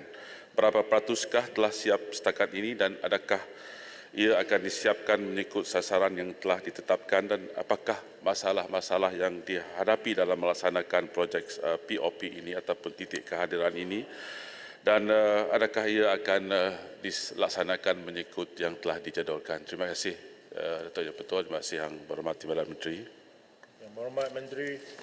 Terima kasih Datuk Speaker, terima kasih Ahli Parlimen Yang Berhormat Igan. Untuklah projek Point of Presence, untuk maklumat Datuk Speaker dan juga ahli yang berhormat, untuk Point of Presence fasa 1 melibatkan 60 projek di seluruh Sarawak, 2 projek di kawasan Parlimen Igan dan semua itu sudah dilaksanakan, sudah siap, sudah komplit. Bagi fasa 2, untuk seluruh Sarawak, projek yang keseluruhannya adalah 681 site dan setakat ini yang siap adalah 6 yang bakinya tarikh siap pelaksanaan adalah 31 Oktober 2025 secara berperingkat. Untuk kawasan Parlimen Igan, 16 projek telah disenaraikan dan mengikutlah kontraktor mereka percaya bahawa dalam tahun ini mereka dapatlah menyiapkan beberapa projek untuk kawasan Parlimen Igan. Tetapi seperti yang saya sebut, secara keseluruhan 681 site untuklah program POP ia akanlah dilaksanakan secara berperingkat. Ada sebahagian akanlah dapat dilaksanakan lebih kurang 10% dapatlah disiapkan pada tahun ini, 50% pada tahun yang akan datang dan 40% dijangkalah dapat siap pada tahun 2025. Sekian jawapan saya. Terima kasih. Terima kasih Yang Berhormat Yang di-Pertua. Soalan ini merupakan satu soalan yang menumpu kepada Sarawak dan kawasan Parlimen Igan. Tetapi program ini merupakan program menyeluruh yang diperlukan di semua kawasan. Saya ingin tahu sama ada kementerian boleh keluarkan senarai jendela yang telah dilaksanakan setakat ini seluruh negara kepada seluruh kawasan Parlimen. Saya rasa itu akan membantu kita di kedua-dua belah pihak. Terima kasih Yang Berhormat. Yang Berhormat Menteri. Terima kasih Datuk Speaker, terima kasih Yang Berhormat. Tak ada masalah untuk KKD untuk menyediakan butiran-butiran untuk setiap kawasan Parlimen. Dan sebenarnya saya percaya bahawa pada selepaslah PRU ke-15 sebenarnya satu dossier telah disediakan untuk setiap kawasan Parlimen dan dossier itu sebenarnya sepatutlah diterima olehlah setiap ahli Parlimen. Dalam dossier tersebut memang mempunyai liputan 4G di kawasan Yang Berhormat, projek-projek jendela, berapa projek di bawah projek jendela dan juga POP. Sekiranya Yang Berhormat belumlah terima salinan tersebut ataupun misplaced, saya tak ada masalah untuk membekal sesalinan lagi untuk Yang Berhormat, untuk kawasan Yang Berhormat. Saya minta semua kawasan Yang Berhormat, not only specific for Beluran, please. Memang pada sidang pertama, sidang Parlimen pertama, satu dossier telah disediakan untuk setiap kawasan Parlimen. Disediakan oleh SKMM.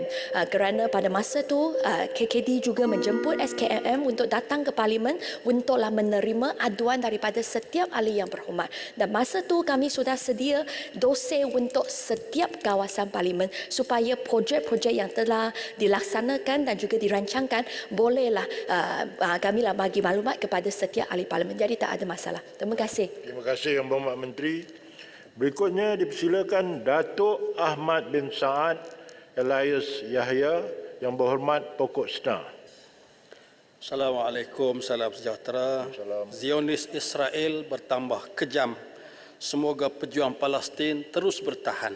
Soalan saya nombor 8. Yang Berhormat Menteri. Bismillahirrahmanirrahim. Terima kasih Datuk Yang di-Pertua, terima kasih Yang Berhormat Pokok Sena.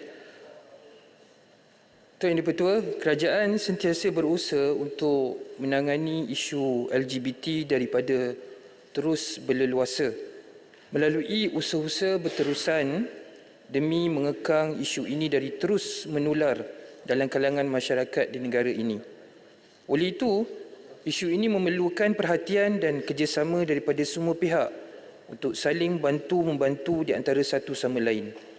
Justru, Jabatan Kemajuan Islam Malaysia JAKIM sentiasa bekerjasama dengan pelbagai pihak termasuk Kementerian Kesihatan Malaysia KKM dalam usaha membendung aktiviti songsang seperti lesbian, gay, bisexual dan transgender.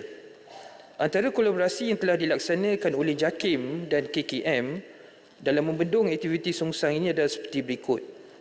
Pertama, penglibatan JAKIM dalam program yang diurustiakan oleh KKM iaitu Pelan Tindakan Mengakhiri AIDS 2030 disediakan pada tahun 2016 dan kajian separuh penggal dilaksanakan pada September 2023. Yang kedua, garis panduan pengendalian masalah kesihatan gender di klinik kesihatan disediakan pada tahun 2017. Program Training of Trainees TOT Pro Star, program sihat tanpa AIDS remaja 2.0 peringkat kebangsaan oleh KKM telah diadakan sebanyak 2 kali bermula tahun 2023 dan semua negeri telah melaksanakan TOT bagi melatih peserta sepanjang tahun 2023. Dan yang akhir, modul ProStar, Program Sihat Tanpa AIDS Remaja 2.0 oleh Kementerian Kesihatan Malaysia disediakan pada tahun 2023 dan JAKIM terlibat sebagai penggubal modul nilai-nilai murni dan spirituality. Seterusnya, penglibatan KKM dalam program yang diurustiakan oleh JAKIM iaitu Plan Tindakan Sosial Islam 2019-2025, Jawatankuasa Khas berkenaan isu LGBT yang beragama Islam di Malaysia ditubuhkan pada tahun 2020 dan yang terkini telah bersidang pada April 2023.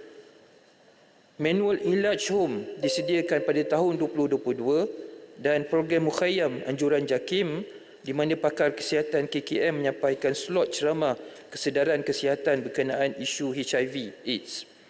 Berdasarkan kerjasama di antara JAKIM dan KKM, sebanyak 4 siri program Mukhayyam bersama komuniti LGBT untuk diberikan bimbingan keagamaan dan kesedaran kesihatan melibatkan seramai 220 orang peserta telah berjaya dilaksanakan sepanjang tahun 2023. Selain itu, 14 siri TOT ProStar 2.0 telah berjaya dilaksanakan di semua negeri sebagai program advokasi, pendidikan dan pencegahan berkenaan isu LGBT sepanjang tahun 2023. Sekian, terima kasih Datuk Yang di-Pertua. Soalan tambahan yang berhormat.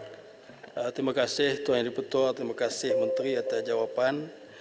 Semoga usaha yang digerakkan insya-Allah berjaya.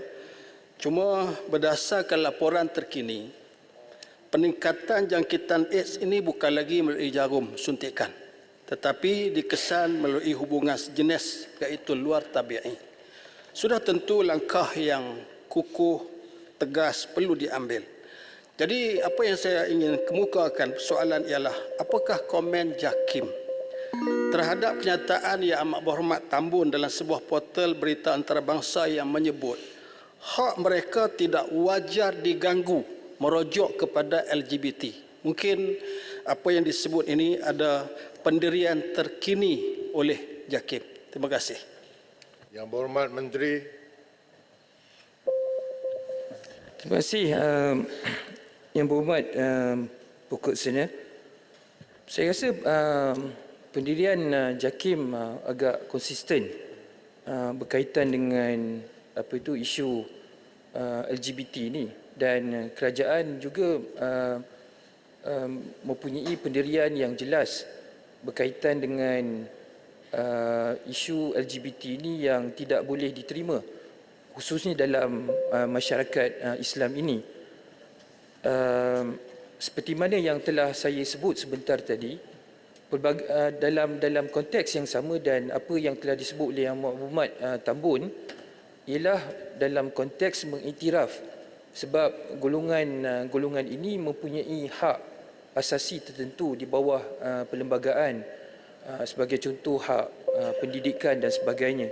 Sebab itulah pendekatan yang diambil dalam konteks JAKIM ialah untuk bekerjasama seperti mana yang saya sebut tadi dengan agensi-agensi yang lain untuk memberikan kesedaran dan juga mengambil tindakan-tindakan untuk memastikan agar golongan ini kembali kepada fitrah yang sebenar dan dapat disedarkan daripada perbuatan kesalahan yang dilakukan. Jadi saya simpulkan di sini Datuk Yang di-Pertua, iaitu apa yang disebut oleh Yang Berhormat Tambun tidak bermakna menerima LGBT ini, tetapi dalam konteks human rights ataupun hak-hak yang diperuntukkan termasuk dalam perlembagaan yang itu tidak boleh dinafikan kepada mereka. Iaitu yang pendirian yang JAKIM ambil. Terima kasih Yang Berhormat. Silakan Yang Berhormat Seri Gading. Terima kasih Datuk Yang di-Pertua. Semasa kempen pilihan raya, ramai pihak-pihak yang berada di sebelah sana menuduh sekiranya PH menang berleluasalah LGBT kahwin sepasang dan sebagainya. Persoalan saya, jadi soalan saya, adakah JAKIM ada maklumat perkahwinan sama jenis selepas yang Berhormat Tambun jadi PM? Berapa pasangan yang melibatkan lelaki dan pasangan yang melibatkan perempuan? Apakah pasangan berdaftar ini dari golongan Melayu? Berapa bilangan dia? Dan apakah tindakan kesedaran dan penguatkuasaan telah diambil untuk membenteras gejala LGBT? Sekian, terima kasih. Yang Berhormat Menteri. Terima kasih Tuan Yang Pertua, terima kasih Yang Berhormat Sri Gading. Daripada sudut perundangan, khususnya akta ataupun enactment Undang-Undang Keluarga Islam, jelas Datuk Yang Pertua. Undang-undang yang sedia ada tidak mengiktiraf perkahwinan hanya di antara lelaki dan juga wanita. Dengan lain perkataan, mana-mana pihak yang terlibat dalam akad nikah, termasuklah pendaftar dan sebagainya, bila nak membenarkan sesuatu pernikahan, akta enactment Undang-Undang Keluarga Islam itu perlu dilaksanakan. Jadi dalam konteks tersebut, menjawab apa yang Sri Gading sebut tadi, dalam rekod JAKIM dan Jabatan Agama Islam Negeri-Negeri tidak ada satu pun perkahwinan yang melibatkan sama jenis yang didaftarkan. Yang itu memang jelas. Hatta kalau katakan perkahwinan itu dilangsungkan juga, dan apabila pihak-pihak ni ingin berhasrat untuk mendaftarkan, ini tidak mustahil sebab undang-undang memang tidak membenarkan. Berbeza dengan kalau katakan perkahwinan itu dilangsungkan melibatkan pihak yang lelaki dan juga perempuan, berkahwin di Thailand contohnya, kemudian datang kembali ke negara untuk mendaftarkan pernikahan tersebut. Selama mana perkahwinan tersebut sah mengikut hukum syarak, iaitu antara lelaki dan juga perempuan, maka perkahwinan itu boleh didaftarkan. Jadi terdapat perbezaan yang jelas mana-mana peraturan yang perkahwinan yang bertentangan dan undang-undang yang sedia ada yang melibatkan perkahwinan lelaki dengan perempuan dan lelaki sama lelaki ataupun perempuan dengan perempuan. Sebab tu saya sebutkan di sini memang tidak ada dalam rekod kita walau satu sekalipun. Terima kasih. Berhormat, soalan tambahan boleh? Terima kasih Yang Berhormat, duduk. Silakan soalan yang terakhir. Tuan Syahaizan bin Kayyad, Yang Berhormat Pulai. Terima kasih Timbalan Yang Ketua. Masalah LGBT dah selesai. So, soalan saya Pulai nombor 9. Yang Berhormat Menteri. Ya, Ketua, Pulai minta Menteri Belia dan Sukan menyatakan apakah rancangan kementerian untuk membangunkan belia seluruh negara memandangkan sebahagian mereka mempunyai pandangan berbeza dengan kerajaan Madani. Ketua Yang Dipertua, untuk makluman ahli yang berhormat juga, Kementerian Belia dan Sukan kita sentiasa memberikan perhatian terutama kepada pandangan dan idea dalam kalangan anak muda walaupun jika ada perbezaan. Malah kerencaman dan perbezaan pandangan termasuklah dalam sektor politik bukanlah suatu yang mendatangkan masalah. Kerana kementerian kami sentiasa berusaha untuk menguruskan perbezaan berkenaan melalui pendekatan yang matang dan terbuka. Sebagai sebuah masyarakat yang demokratik, perbezaan pandangan berteraskan tanggungjawab dan kebenaran sentiasa kita alu-alukan untuk memastikan negara ini memiliki kelompok belia yang progresif dan peduli. Selain kita ingin melahirkan masyarakat yang lebih kritis. Jadi sebagai salah satu mekanisme dalam meraihkan perbezaan pandangan berteraskan pada tanggungjawab dan kebenaran ini, Kementerian Belia dan Sukan pada 12 Julai 2023 telah pun melancarkan program yang kita kenali sebagai Sekolah Rukun Negara. Program yang bersifat latihan dengan 3 fasa utama iaitu asas, pertengahan dan lanjutan ini kita laksanakan dengan tujuan untuk memberikan kefahaman berkaitan dengan sistem demokrasi dan kenegaraan melibatkan kumpulan sasar dalam kalangan belia berusia antara 15 hingga ke 30 tahun. Program ini memberikan penekanan terhadap perkara yang berikut: falsafah kenegaraan dan demokrasi, perlembagaan persekutuan, pilihan raya, parti politik, institusi parlimen, pentadbiran awam, kerajaan tempatan, institusi kehakiman, media dan akses kepada maklumat, masyarakat sivil, seni dan budaya serta kesaksamaan gender. Proses pembangunan modul ini dilaksanakan secara komprehensif dengan melibatkan pelbagai pihak berkepentingan merangkumi ahli akademik, badan bukan kerajaan, agensi kerajaan, aktivis belia dan pemimpin parti politik dalam kalangan pihak kerajaan maupun pembangkang. Sebagai bukti, Pasir Mas pernah hadir dalam salah satu sesi libat urus pembangunan modul sekolah rukun negara ini.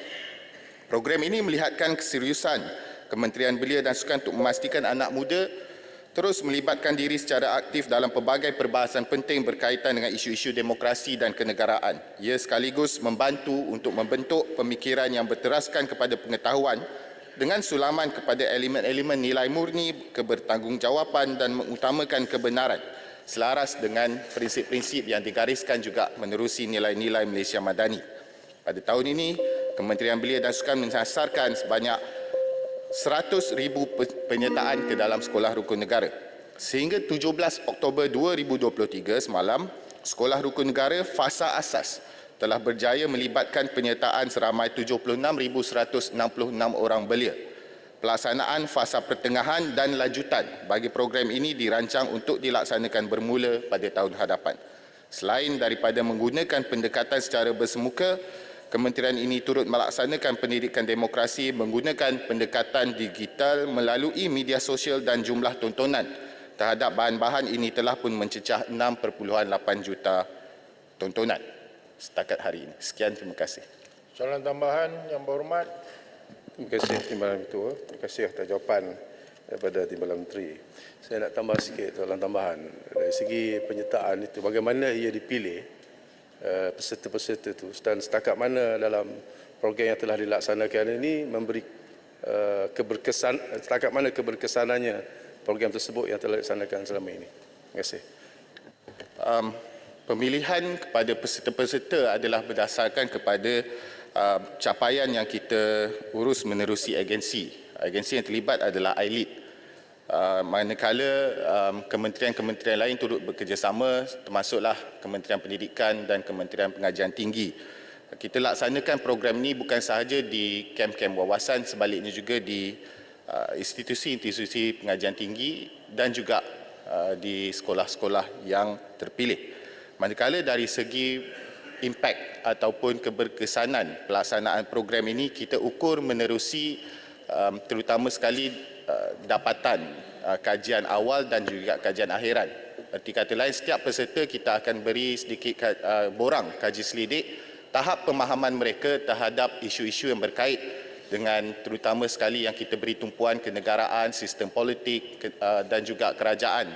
Seterusnya kita akan uji pengetahuan dan tahap penguasaan maklumat yang telah pun mereka kecapi sepanjang program itu, dan alhamdulillah setakat sekarang kita dapat melihat bahawa tahap walaupun tidak ada angka di sini, tapi tahap pencapaian ataupun tahap pemahaman setiap peserta yang melibatkan diri dalam sekolah rukun negara ini boleh dikira sebagai sangat baik, memandangkan bahawa mereka ini adalah berusia terutama sekali dalam kalangan 15 hingga ke 30 tahun daripada pelbagai latar. Silakan Yang Berhormat. Baik, terima kasih. Malam Speaker.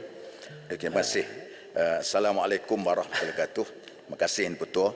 Menteri juga orang muda dan saya juga pernah menjadi pimpinan pemuda. Jadi pandangan orang muda ni selalunya dia memang agak anti-establishment.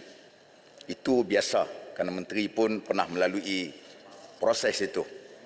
Jadi kalau program yang kita nak buat, nak paksa orang muda ni ikut apa yang kita buat, tak boleh. Macam patah Arab sebut, kamu boleh paksa kuda pergi minum air, tetapi kamu tak boleh paksa kuda itu minum air.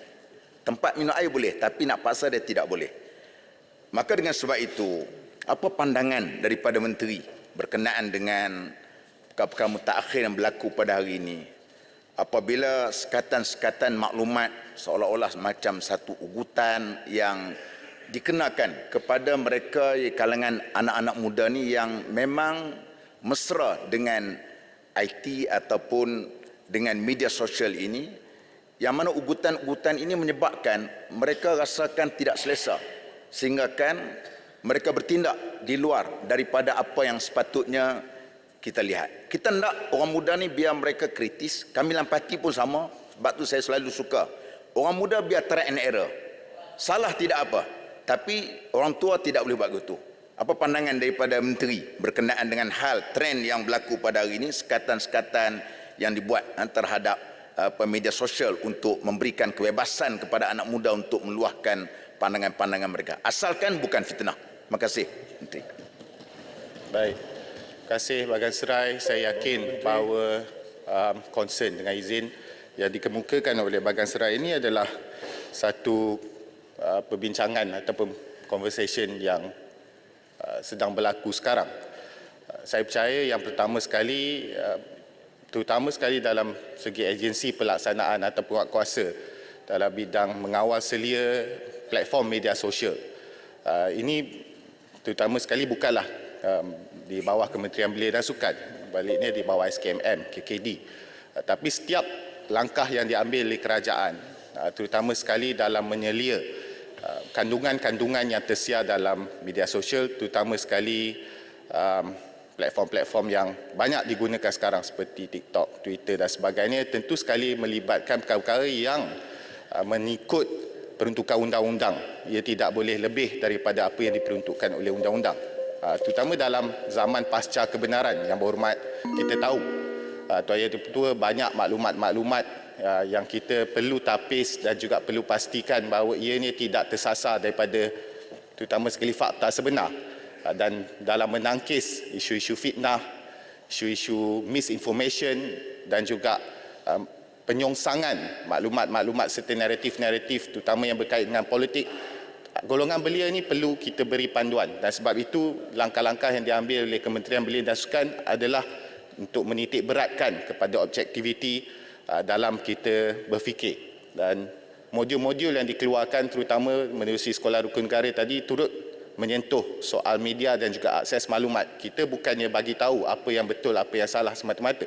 Sebaliknya kita pimpin dan kita didik supaya golongan belia ini boleh berfikir secara kritis, boleh membuat perbandingan dan boleh melakukan orang kata analisa sendiri bagaimana untuk mencari satu-satu kebenaran dengan berfikir secara objektif dan lebih kritis. Kita tidak menyokong mana-mana sekatan maklumat yang melampaui terutama sekali peruntukan undang-undang. Namun kita yakin dan kita pertahankan, kerajaan pertahankan bahawa itu juga adalah satu keperluan terutama dalam zaman yang kita sebut sebagai pasca kebenaran ini, di mana kita mahu misinformation, salah maklumat dan juga berita-berita palsu ini turut kita kekang supaya masyarakat kita dapat jaga keharmoniannya. Terima kasih.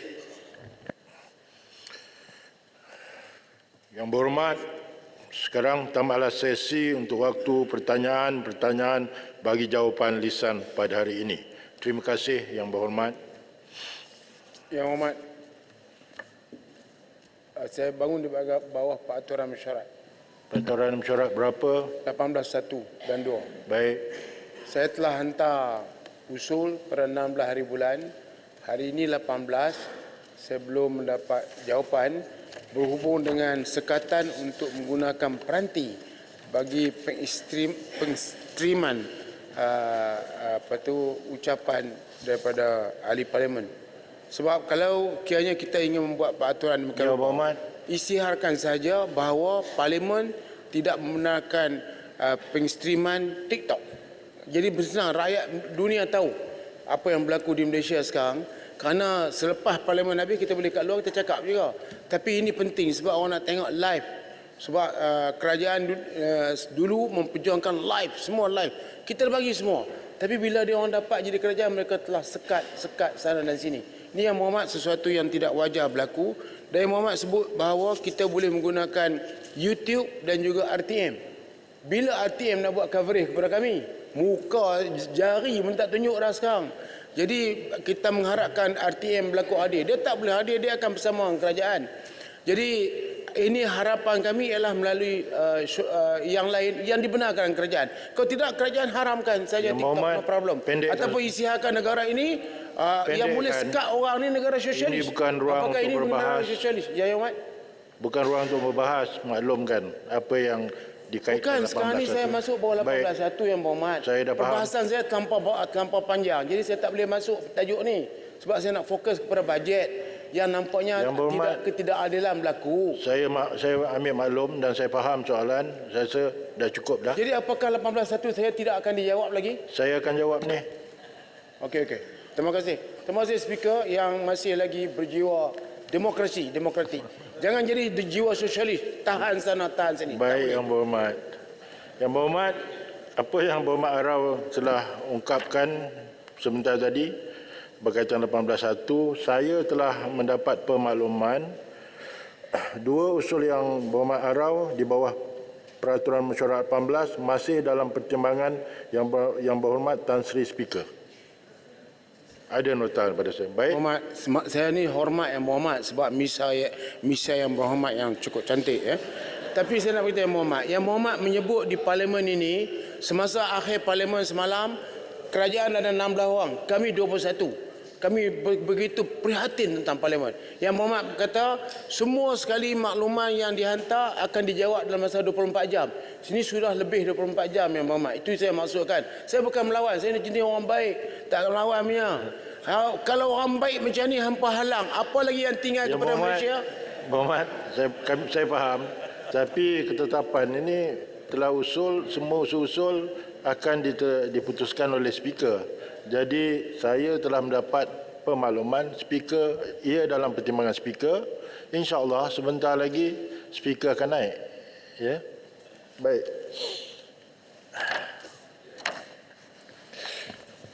Terima kasih Datuk Yang Pertua. Mengikut Peraturan Mesyuarat 12/1, saya mohon mencadangkan bahawa mesyuarat pada hari ini tidak akan ditangguh sehingga jam 7 malam dan selepas itu Majlis Mesyuarat akan ditangguhkan sehingga jam 10 pagi hari Khamis 19 Oktober 2023. Ada yang menyokong? Saya mohon menyokong. Ahli-ahli yang berhormat, sekarang saya kemukakan masalah kepada majlis untuk diputuskan. Masalahnya ialah usul seperti yang dikemukakan tadi hendaklah disetujukan. Ahli-ahli yang bersetuju katakan bersetuju. Yang tidak bersetuju katakan tidak. Lebih suara bersetuju, usul disetujukan. Yang berhormat, pada petang semalam saya telah memohon dan menyatakan saya akan membuat ruling petua atas apa yang telah kemelut di sebelah petang di antara Yang Berhormat Pangkalan Cepa dan Yang Berhormat Ipoh Timur. Dengan sedemikian, untuk menepati apa yang telah nyatakan, saya akan membaca ruling saya dan sebab-sebab saya meminta tempoh untuk memutuskan keputusan ruling itu kepada hari ini. Ingin saya menarik perhatian kepada ahli-ahli Dewan bahawa pada hari semalam saya telah menangguh permohonan untuk membuat petua di bawah Peraturan Mesyuarat 36 dalam braket 6 yang dibangkitkan oleh Yang Berhormat Ipoh Timur ke persidangan mesyuarat pada pagi ini disebabkan ia melibatkan keterangan-keterangan yang berkait dengan kejadian lepas yang berlaku di luar Dewan. Kedua, memandangkan ia melibatkan isu keagamaan yang begitu sensitif kepada masyarakat majmuk Malaysia, adalah wajar bagi saya untuk menimbangkan keputusan seadil-adilnya selepas mempertimbangkan segala keterangan yang wujud berkaitan isu dan peraturan yang telah dibangkitkan. Ketiga, dengan sedemikian saya memilih untuk mengkaji keterangan yang ada dan memberi petua pada pagi ini. Keempat, berkemungkinan besar jika isu tersebut berlaku di depan mata saya dan tidak berkait dengan fakta luaran, saya dapat membuat petua serta-merta. Malangnya tidak berlaku sedemikian. Peraturan 36 dan braket 6 yang dibangkitkan oleh Yang Berhormat Ipoh Timur. Yang Berhormat Ipoh Timur telah membangkitkan Peraturan Mesyuarat 36.6 iaitu sangkaan jahat kepada seorang ahli. Yang Berhormat Ipoh Timur telah menyatakan bahawa Yang Berhormat Pangkalan Cepa telah memetik nama beliau dan mengaitkan sangkaan jahat kepada beliau di dalam ucapan perbahasannya. Bagi mendapat penjelasan yang lebih tepat apa yang dimaksudkan sangkaan jahat tersebut, saya telah meminta Yang Berhormat Ipoh Timur membangkitkan apa yang beliau maksudkan sedemikian dengan cara meminta yang benar yang Berhormat Ipoh Timur mengumpulkan hujah beliau. Hujah-hujah yang Berhormat Ipoh Timur. Yang Berhormat Ipoh Timur telah mengemukakan 3 persoalan kepada Yang Berhormat Pengkalan Cepa untuk menjelaskan maksud beliau. Pertama, adakah terjemahan yang dinukilkan oleh Yang Berhormat Ipoh Timur di dalam video salah? Kedua, adakah terdapat ulama yang menyatakan apa yang dinyatakan oleh Yang Berhormat Ipoh Timur dalam konteks videonya salah? Ketiga, adakah Yang Berhormat Ipoh Timur perlu memohon maaf walaupun di luar Dewan beliau telah memohon maaf secara terbuka? Rumusan pendapatan saya. Yang Berhormat Ipoh Timur telah memberi keterangan dengan jelas apa yang dimaksudkan Yang Berhormat Ipoh Timur tidak memberi keterangan dengan jelas apa yang dimaksudkan bahagian atau frasa ucapan Yang Berhormat Pengkalan Cepa yang dikaitkan dengan sangkaan jahat oleh Yang Berhormat Pengkalan Cepa. Berikutan itu, saya telah meminta Yang Berhormat Pengkalan Cepa menjelaskan apa yang dibangkitkan oleh Yang Berhormat Ipoh Timur. Penjelasan Yang Berhormat Pengkalan Cepa seperti berikut. Yang Berhormat Pengkalan Cepa memberitahu bahawa beliau telah melihat video Yang Berhormat Ipoh Timur tersebut. Yang Berhormat Pengkalan Cepa menyatakan bahawa mereka dituduh sebagai Khawarij. Yang Berhormat Pengkalan Cepa juga telah menjelaskan tentang definisi Khawarij. Yang Berhormat Pengkalan Cepa menyatakan bahawa marang tidak membawa fahaman Khawarij. Yang Berhormat Pengkalan Cepa juga telah menyatakan bahawa beliau dan juga kepimpinan PAS tidak bersetuju apabila Mufti Pahang menyatakan bahawa DAP adalah kafir harbi. Yang Berhormat Pengkalan Cepa menyatakan bahawa seorang ahli parlimen yang tahu undang-undang telah menuduh marang sebagai golongan Khawarij yang membawa fahaman Khawarij. Yang Berhormat Pengkalan Cepa juga telah mengajukan soalan kepada kerajaan, iaitu apakah tindakan kerajaan dan apakah status siasatan terhadap Yang Berhormat Ipoh Timur. Rumusan kedapatan saya dapati Yang Berhormat Pengkalan Cepa tidak langsung menyanggah atau menjelaskan persoalan yang dibangkitkan oleh Yang Berhormat Ipoh Timur. Prinsip-prinsip keadilan semula jadi, natural justice. Dalam mempertimbangkan keterangan kedua-dua Yang Berhormat ini, saya mengambil pendekatan approach dengan izin, prinsip-prinsip keadilan semula jadi, natural justice dengan izin. Prinsip audi alteram partem dengan izin, prinsip memberi peluang kepada orang yang dituduh untuk membela diri. Kedua, prinsip tidak berat sebelah orang yang berkepentingan di dalam sesuatu isu tidak boleh mengadili isu tersebut. Adalah jelas di dalam prosiding sebelum saya membuat petua ini, kedua prinsip keadilan semula jadi ini telah saya guna pakai dengan memberi ruang kepada kedua pihak untuk menyuarakan ketidakpuasan hati dan membela diri. Manakala saya tiada kepentingan diri dan bertindak atas kapasiti sebagai pengerusi Majlis Mesyuarat sebagaimana diperuntukkan di dalam Peraturan Majlis Mesyuarat Dewan Rakyat Parlimen Malaysia. Keputusan Petua Timbalan yang dipetua Dewan Rakyat.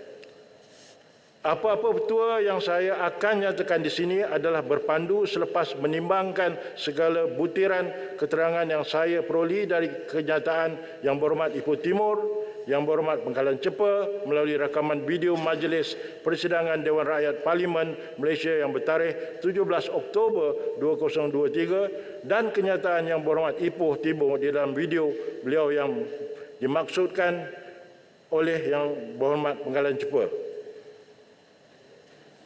Kedua-dua video yang berlaku pada petang itu saya telah teliti. Petua ini berlandaskan kuasa yang diberikan kepada saya selaku pengerusi Majlis Mesyuarat berpandu Peraturan Mesyuarat Dewan Rakyat yang telah diwartakan. Isu utama kemelut ini terjadi apabila Yang Berhormat Ipoh Timur telah membangkitkan Peraturan Mesyuarat 36 dan braket 6 seperti berikut. 36 dan braket 6 berbunyi, seseorang ahli tidak boleh mengeluarkan sangka jahat di atas siapa-siapa ahli lain. Kunci untuk menentukan sama ada seorang ahli telah melanggar peraturan merujuk kepada senario ini ialah sama ada Yang Berhormat Pengkalan Cepa ada menimbulkan kenyataan sangka jahat terhadap Yang Berhormat Ipoh Timur. Setelah mengkaji keterangan-keterangan yang ada, saya berpendapat. Pertama, kenyataan Yang Berhormat Pengkalan Cepa ditujukan kepada Yang Berhormat Ipoh Timur itu terbukti jelas. Yang Berhormat Ipoh Timur beranggapan Yang Berhormat Pengkalan Cepa bermaksud bahawa kenyataan yang dikeluarkan memang ditujukan kepada beliau yang menyebabkan beliau membangkitkan Peraturan Mesyuarat 366 dan ini terbukti jelas. Persoalan sekarang sebelum petua diakhiri. Adakah perkara-perkara yang dinyatakan oleh Yang Berhormat Pengkalan Cepa sampai ke tahap melaung, menjangkau sangkaan jahat ke atas sesiapa ahli lain? Setelah mengambil kira semua keterangan berpandukan keterangan ahli, rakaman video Parlimen Malaysia, rakaman video Yang Berhormat Ipoh Timur berkaitan isu ini dan Peraturan Majlis Mesyuarat Dewan Rakyat, di dalam menentukan maksim dengan izin, sama ada telah berlaku satu pelanggaran peraturan, prinsip utama yang saya pegang dan adalah prinsip pertama, beban bukti terletak pada orang yang membuat pertuduhan atau membangkitkan pelanggaran peraturan mesyuarat Dewan Rakyat Parlimen Malaysia. Beban bukti tersebut tidaklah ke tahap kehendak sebagaimana prinsip prosiding Mahkamah Jenayah beyond reasonable doubt dengan izin. Ia melampaui keraguan dan kemunasabahan atau Mahkamah Sivil atas balance of probabilities dengan izin imbangan kebarangkalian. Cukuplah atas dasar pemikiran logik seorang manusia yang waras. Kedua, pelanggaran ini perlu jelas dan membuktikan butiran apa yang menjadi persoalan pokok dan ayat digunakan oleh ahli yang melanggar peraturan tersebut. Agar senang orang yang menghadapi pertuduhan itu memahami apa-apa yang dihadapinya.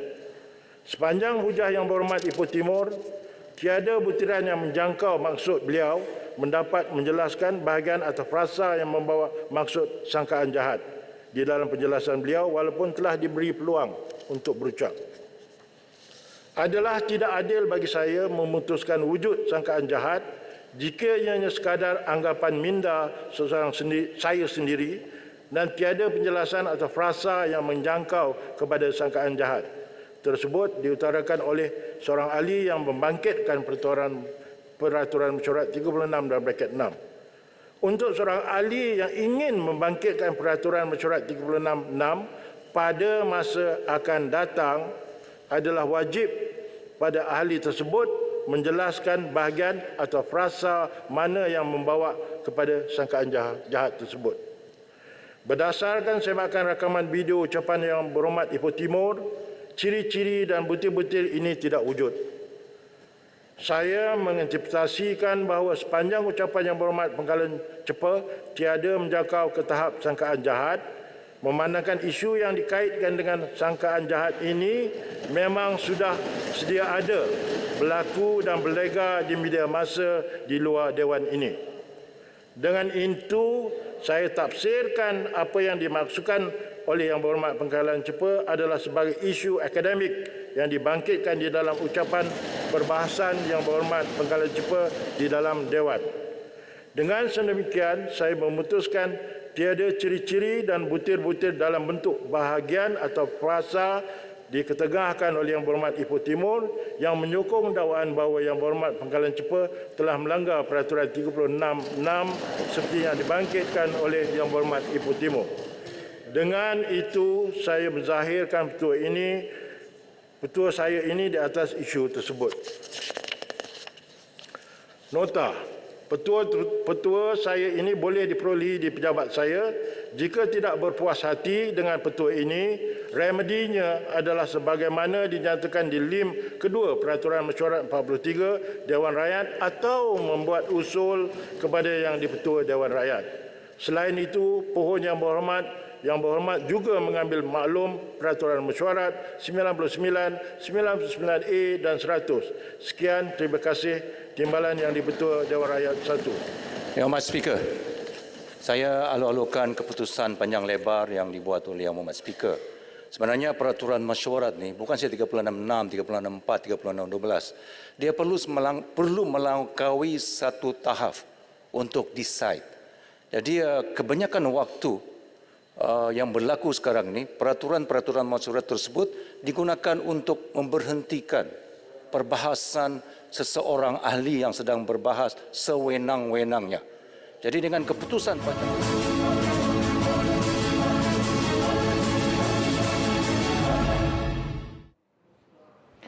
Baik, bertemu kembali langsung dari Parlimen. Kita dimaklumkan oleh Dewan Rakyat sebentar tadi bahawa tiada waktu rehat ketika ini akan diteruskan sehingga jam 7 malam hari ini. Dan menjawab beberapa persoalan yang saya fikirkan menarik untuk saya kongsikan kepada anda, iaitu soalan pertama berkenaan dengan Angkatan Tentera Veteran Angkatan Tentera Malaysia ATM, di mana yang berpencen dan tidak berpencen telah pun menerima sebanyak bantuan, iaitu bantuan sara hidup sebanyak RM300 sebulan dengan jumlah perbelanjaan sebanyak 67.6 juta setakat ini. Dan sedikit persoalan daripada yang kita tanya dapat lihat pada hari ini, soalan nombor 7, iaitu berkenaan dengan Pelan Jalinan Digital Negara ataupun Jendela. Ini soalan yang dijawab oleh KKD berkenaan dengan perkara ini, di mana di bawah Jendela setakat suku kedua tahun 2023 di Sarawak sebanyak 213 menara komunikasi baru telah siap dibina dan beroperasi daripada 864 yang dirancang. Dan daripada itu, selain itu, jumlah sebanyak 3,689 daripada 3,735 pemancar telah siap dinaik taraf, serta 106,331 daripada lebih 200,000 premis telah bersedia dengan capaian gantian optik. Itu antara jawapan yang kita terima dan diteruskan pada hari ini, iaitu perbahasan berkenaan dengan Rang Undang-Undang Perbekalan 2024 atau Perbelanjawan 2024, dan juga beberapa rang undang-undang akan dibaca pada hari ini, iaitu Rang Undang-Undang Syarikat Pindaan 2023, diikuti Rang Undang-Undang Kawalan Produk Merokok demi Kesihatan Awam 2023 bacaan kali yang kedua, dan diikuti Rang Undang-Undang Makanan Pindaan 2023 juga bagi bacaan kali yang kedua. Baik saudara, kita akan berehat dan juga menangguhkan siaran kita di TV1 ketika ini. Namun anda jangan khawatir kerana kita akan teruskan siaran langsung kami di saluran berita RTM sehingga selesai sesi perbahasan dan juga menerusi streaman langsung kami di pautan yang kami sediakan untuk anda. Dan untuk lebih mudah, muat turun RTM Klik di telefon pintar anda untuk tontonan secara keseluruhan persidangan Dewan Rakyat sehingga selesai nanti, insya-Allah. Dan sekali lagi kita maklumkan bahawa akan diteruskan selepas ini, iaitu perbahasan untuk menyambung perbahasan semalam, iaitu terkait dengan Rang Undang-Undang Perbekalan 2024 ataupun Belanjawan Malaysia Madani yang kedua oleh Kerajaan Perpaduan yang telah pun diumumkan oleh Yang Amat Berhormat Tambun pada Jumaat lalu. Kita akan terus bersiaran pada esok bermula jam 10 pagi seperti biasa.